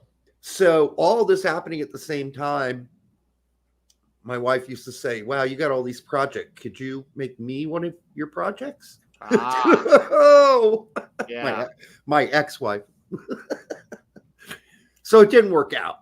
Obviously, we're divorced now. So yeah, it wasn't all her fault. Let me just put it that way. Well, now that we're here, mm-hmm. There is no more big soccer, really. It's YouTube. Like, who thought YouTube would be the new, and Substack, the new big soccer? Substack. I guess, Substack for some, but not for all. No. Substack, I think really the readers of the certain Substacks are, yeah, anyways. So many great one-liners I could come up with, but I've decided to be charitable. Didn't he in a post say, like, I don't know what you're talking about, Jake? I thought he was like, I don't know what you mean. I've never been mean to those guys. And then they post the link of his own article. I think somebody on YouTube commented that, like, why did you go after Straight Red? And he's like, what are you talking about? Oh, yeah. That's what I saw. Yeah. Okay. That's what I heard. I haven't seen it yet. No. I've got, frankly, better things to do with my life than monitor his comments. Yeah, exactly. And, I got home. I lay down on the couch before the Canada game, and I woke up at halftime. And, wow. Yeah, and I had to go shop real quick and get back before the second half started. So, man, this couch is so comfortable. I should never lay down on it because I'm immediately asleep. Oh, yeah. I think it's because I'm old. Let's be honest. Hey, I had a nap today. Did you? I love naps. I haven't slept well this whole week. This whole saga is taking its toll. Yeah. I don't sleep well when there's uncertainty or stress. And talk about uncertainty and stress right now. Yes. So hopefully tomorrow we get at least an answer one way or the other, and then we can plan our actions and response based on what I think will be Berhalter gone, but who knows? I wonder how late they're gonna announce this. Right. During the England game, maybe at halftime of the England-Netherlands game. Yeah, you think it's going to be something like that, and it'll probably be through Doug McIntyre first. Yeah. To prep us on Fox. That'd be my guess. Yeah. Oh man, Canada, come on. Jesus Christ. Sorry. Yeah, I was really hoping Canada would put in a fight here. They've not been horrible by any means. No, but the problem with Canada is that they can't score goals. They have 2 goals in 6 games. So it is something that Jesse is going to have to figure out once this tournament is over. Because I can't see scoring on either Uruguay or Colombia either.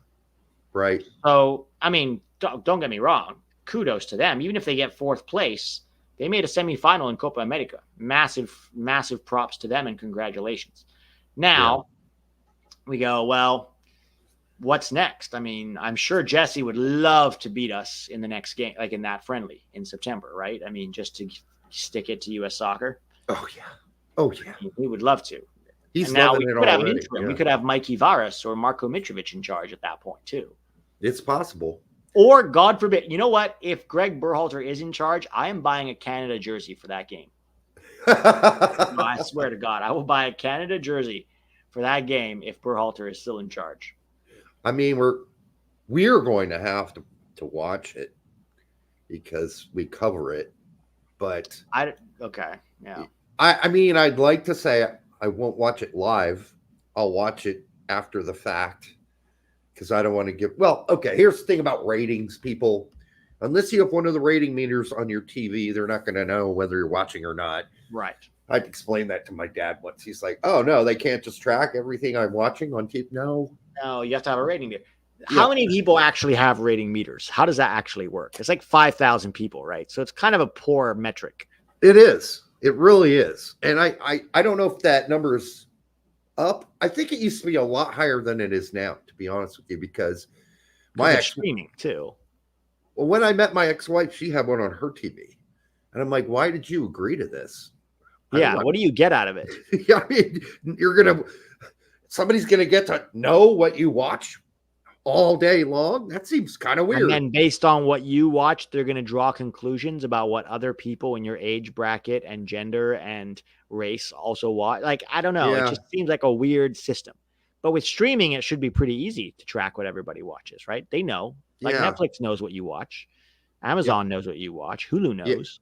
Yeah, they do. If it's digital now, I think they can track that without Nielsen's, I think it was called, Nielsen's ratings. Yeah, Nielsen's ratings. So you'd have a Nielsen's box, this little box on the top of your TV in the old days that used to tell them what you were watching.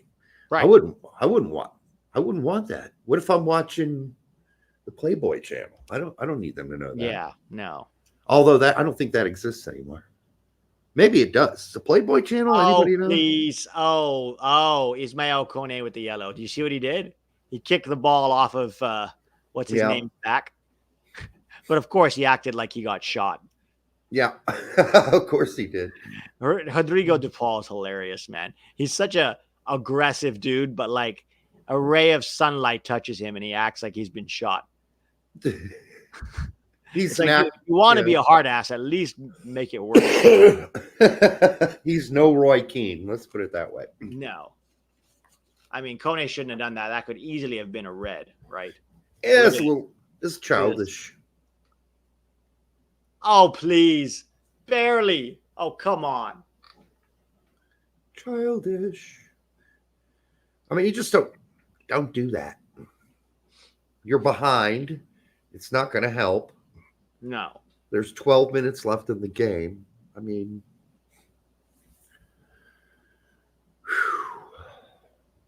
yeah, I was hoping Canada would stay in it just because, Jesse Marsh. All right, so here we have, but if they do fire Triple G, someone needs to ask them if Triple G will be considered in this next coaching search. We need it on the record. Can you imagine? They fire him. I would be the guy and be like, just to double check. I know you fired Greg Berhalter. Can you confirm that he is not in consideration for the new hire, or is that still up for some debate? And just to watch their faces, their faces. Michael Cameraman would execute me on the spot. Did you ever get to meet him? Not in person, although he did slide into my DMs. Oh yeah, I remember that. I've never met him in person. I never met him in person.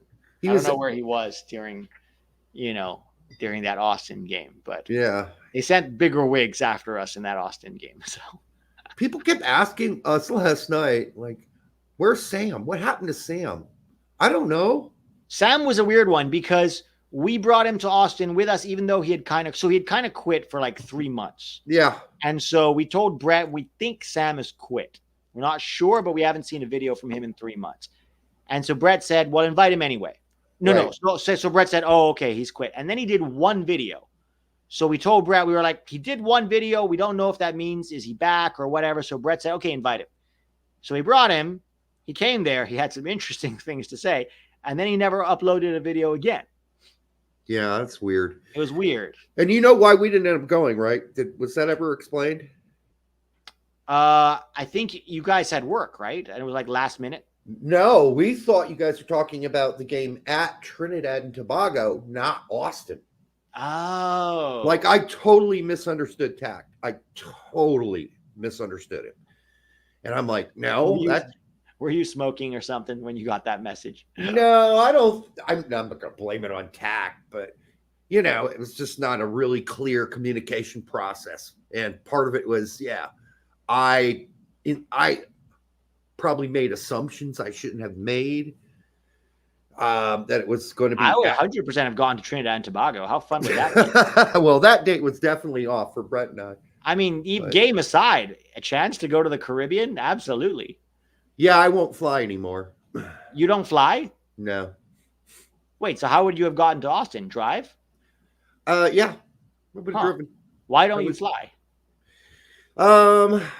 So I've had I used to fly all the time, you know, throughout my career, obviously for business reasons, etc. I've had 2 extremely close calls in planes. Oh, really? Like near-death experiences. So I don't like flying. And, you know, the more and more I got into the imperfection of man and understanding what that means, I start to really get paranoid about the loosest screw, as it's called. The loosest screw can take a plane down. And I'm like, you know, if I were flying the plane personally, it's like, I don't like when I'm in a car and other people are driving. Sure. I can see that. Yeah. And maybe that's arrogance too, but I think it's also just fear. It's a sense of control, right? Yes. And maybe I'm a little bit of a control freak. I don't know, but as I got older, I'm like, I don't have to do this anymore. So I'm just not going to do it. Well, yet another reason why you are not a real journalist, Derek. Real journalists fly, goddammit. And they fly Boeing. And they fly the Boeing that's been decommissioned because that's the kind of journalists that they are. Not just high entertainment value YouTubers. I fly a lot in my head. That's good. That's good enough for me, you know? So with the Boeing, all the Boeing leaks that come, does that make you even more paranoid about flying? Mm-hmm. Especially because they literally killed 2 of them? Yeah. You know, it's funny. It reminded me because somebody else brought this up somewhere on X. I think it was Winalda, fear of flying. You know who had a big one? Timmy Chandler hated flying. Oh really? My God. Oh yeah. Yeah. My mom and him had this conversation after the interview. And this was not in the article that Brian Schroeder wrote. It's kind of like an off the side conversation, either before or after. I can't remember the interview, which my mom translated because Timmy didn't want to speak English. Yeah, he hated flying. And so I think at one point we made this graphic on Big Soccer, and it was Timmy Chandler on the front of a plane holding on for dear life, just hugging the nose for dear life outside of the plane as it was taking off.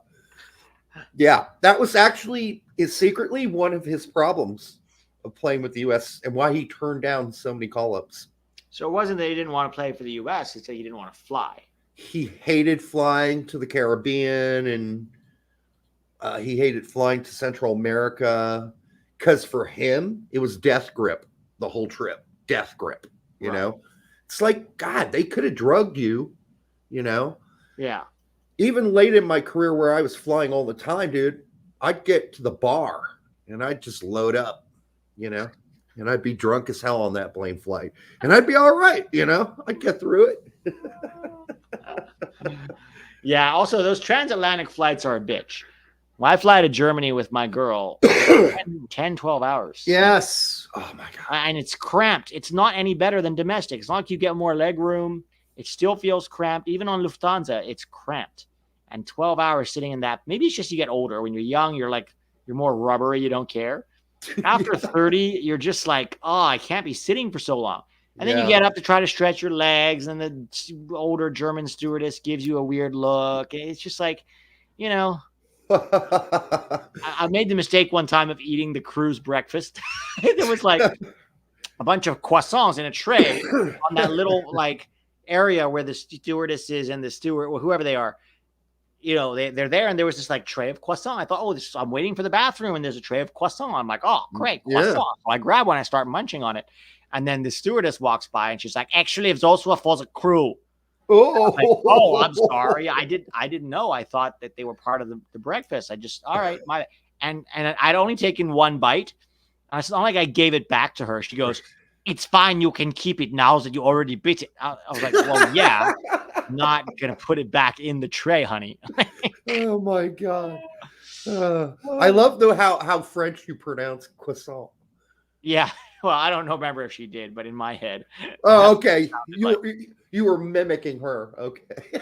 I just wonder, because when you said Michelob the other day, you pronounced it very distinctly German-esque.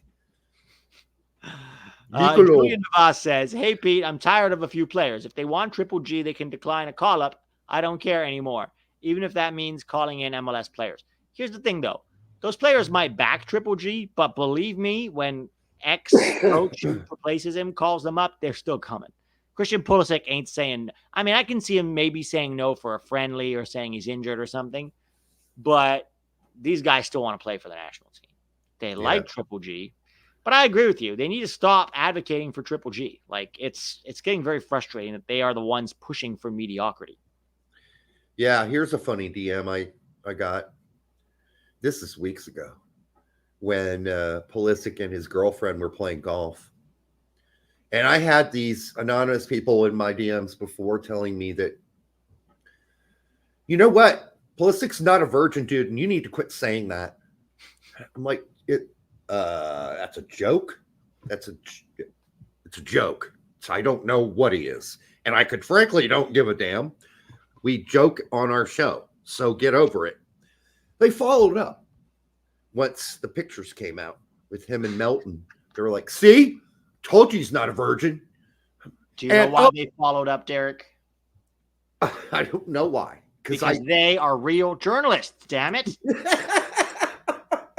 And, you know, one guy made this, a gal guy, I have no clue, made this compelling argument about the number of times he had seen Christian Pulisic out with girls.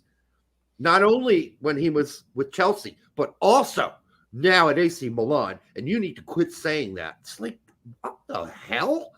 What? Might have been his brand manager. You know what I mean? I don't know. Brand managers might have been like, we really can't have. Oh, Canada. Oh, nope. Didn't go. Damn it. That was close. That would have made the last few minutes quite interesting. It would have.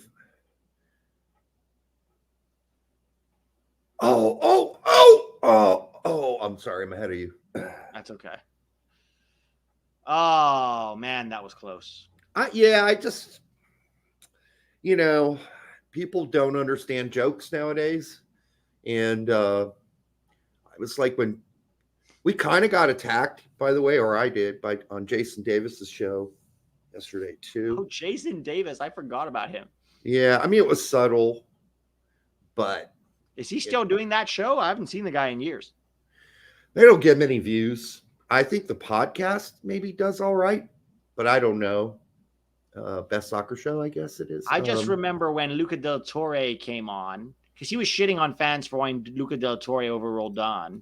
And then when he came on and looked pretty good in qualifying, fans came out. I didn't even come after him, but fans came after him. And he got mad at me for it because apparently I was literally like cult leader. This is what I was told. So I got literally dozens of messages from him on Twitter, DMs, complaining about how I had sent the fans after him and that my cult was harassing him. And I was like, dude, you made your own bed. You came after the fans for wanting De La Torre, and now they're coming after you. In the future, don't go after the fans like that, because if they're right, he got real mad. Yeah, I mean, it could have been someone else he was talking about, Edgar Moreno or whatever. I don't know. Because Edgar took my thing I apologized for where I said there was a vote when there wasn't a vote. And I said they were consulted. It wasn't a vote. I screwed up by saying that. But Edgar kind of ran with that, unfortunately. And maybe he's talking about Edgar. I don't know. But I mean, the John Brooks. Oh, okay. Saga. Oh, they're still around. So they're still doing their thing. Yeah, Best Soccer's still on. I mean, listen, I actually like Jason Davis. I don't know him. He's from my era. He started in the same sort of vidcast podcast era that I did, maybe a little after us. He's never said a bad word about us ever, and he's generally sane, pretty sane. So I just remember them saying after the Gold Cup in 2021, because of the Leggett hate that was being spewed by yours truly, them saying that Leggett was a top 5 player for us and I needed to shut up. And so I laughed. Wow. I did not hear that one. Yeah. I mean, listen, was Leggett a really good player at one point? He absolutely was. Was he a good player? Before all the injuries when he was like in his early 20s? Sure. Right. Yeah. Before all the injuries, he was like in 2017. Yep. In fact, I think he got screwed while he was at West Ham. The fact that he never got a chance to play. I mean, that was dumb. The Premier League is a big jump, though, from MLS where he did well. I thought he could have maybe gone to an interim, but, he was good for the Galaxy, and then he was fairly good for the national team in that World Cup qualifying cycle where I actually think if we had Leggett in those, because he was injured for those last 5-6 games. Yeah. And after those injuries, he was just never the same. He was if we just had done. Leggett, I think we would have had more of a chance, personally. Nobody really talks about how career-killing injuries are. Like, Jordan Morris will never be the same. He will never be the same. Paxton Pomykal he can't cut. He can't run anymore. Like, as soon as those multiple surgeries happened, his career was done. It was over. Aaron Long, not the same player after the Achilles injury. Nowhere close to the same player. People don't understand how those injuries, the toll they take on you and your body. Yeah. And, even Gooch used to talk about, listen, they told me I was 100% ready to go, but I never could play the same way again. I was afraid to make cuts I used to make. I was just waiting for that ACL to pop again. Just waiting, Yeah, that's a tough one. Check out John Oliver's Last Week Tonight segment on Boeing. It's on YouTube. Boeing prioritizes profits over safety. Never get on a MAX plane. What's a MAX plane? Isn't that one of the jumbos? Oh, okay. I don't know, though. I just book with the airline. I don't usually know what. Like, is it Airbus? Is it Boeing? They don't usually say when you book, right? They used to have the manual in the seat in front of you. No. I'm saying when you book. Oh, right. When you book the flight, it's not like they tell you what kind of plane it is usually. I think it depends on what you're booking through. Some of them do. But don't ask me. I haven't flown for 3 years. So, I do remember this when I was 13. There was a big crash, this crash that killed all the passengers on a DC-10. And my mom and I were traveling we got on a plane to go to Berlin from New York City. And I knew about the DC-10 crash. And I sat down and I pulled out the manual, because, you're trying to get engaged and do something with your brain while you're waiting around for the plane to take off. And right on the front of the manual, it said DC-10. And I'm like, oh, fuck. Mom, we're in the same plane that just crashed last week. We're in the same type of plane. Oh, my God, we probably need to get off. My mom's like, calm down, blah, blah, blah. Anyhow, we survived, but you're right, that flight, I think we had a layover in Frankfurt for whatever weird reason, then to Berlin. But the wall was still up right back then. So, oh, wow. Yeah. So when I would visit when I was 13, that's how old I am. Yeah. We would go walking through the woods on the trails with my grandfather. every morning after breakfast we go, and then you could see the walls, the barbed wire, the towers with the soldiers on them. Such a different time. Oh, Canada, it's over. So it's over. Argentina wins 2-0. What I expected. I don't think Argentina has not swept anybody aside, really, in this tournament. It's all been very did enough to win, professional, closed it out. Canada had a few half chances, but Canada will still get to play for the third place game. So they get to play six games in this tournament, and we got 3. Canada gets double. Imagine what could have been with a good coach, huh? It is sad, but hopefully the good news comes tomorrow. Okay. What good news? Oh yeah, that. I mean, hopefully that we finally get rid of the reign of terror going to be over? We will find out. Yeah, I mean, that's one way to put it. The reign of mediocrity is the way I put it. I think mediocrity was up until Copa America. Copa America was not mediocre. Mediocre would have been getting out of our group in second place and losing to, Colombia. That would have been mediocre, right? Sure. That Copa America was not mediocre. It was shambolic. Yeah. Shambolic. Up until then, you could argue mediocrity. Although I do think his entire second cycle has been very shambolic, performance-wise. Maybe not always in results, but performance-wise. So how would you put that? The reign of shambolicness, right? The shambolic reign. The shambolic reign, yes. Because the reign of terror would be more like reign of shambles. The reign of terror would be more like Robespierre, right? Sure, but it's a line from history, and I like co-opting lines from history. I do too. I steal them all the time. The problem is sometimes I use them and nobody knows what the hell I'm talking about. Although I have to say on the show last night, when the meter of viewers went up to 1066, I said 1066, 100 watching right now. Can anybody tell me the significance of the year 1066? Wait, don't say it. Yep. The invasion of Normandy. Yes! The Normandy invasion. Yes. The Battle of Hastings, baby. Battle of Hastings. The Normans invaded the Saxons, and the French and English have been mixing blood ever since. Yes, and their languages intermix too. That's why not only do we say dinner, we also say super, right? Supper.